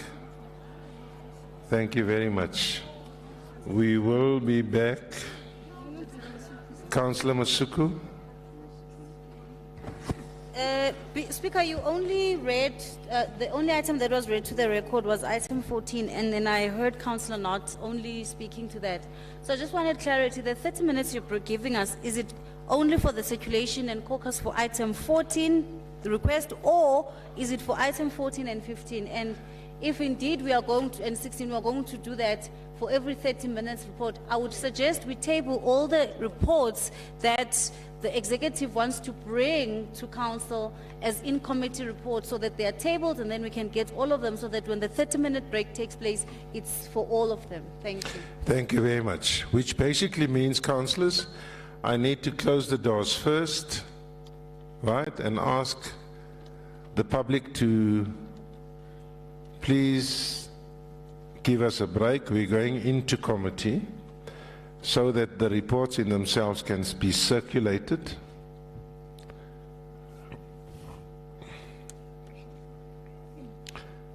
And please remember, they're not yet public, and that's the reason why we're going into committee. So I need the legal advisor next to me, the acting secretary for the day, and the city manager to stay behind, the acting city manager, and the rest of the officials, except those that are going to give out the documents. Please, legal advisors, Liska Chaba. Alitz Amaya Gir. Kinyakarudli circulator, the document JP. Councillor Not.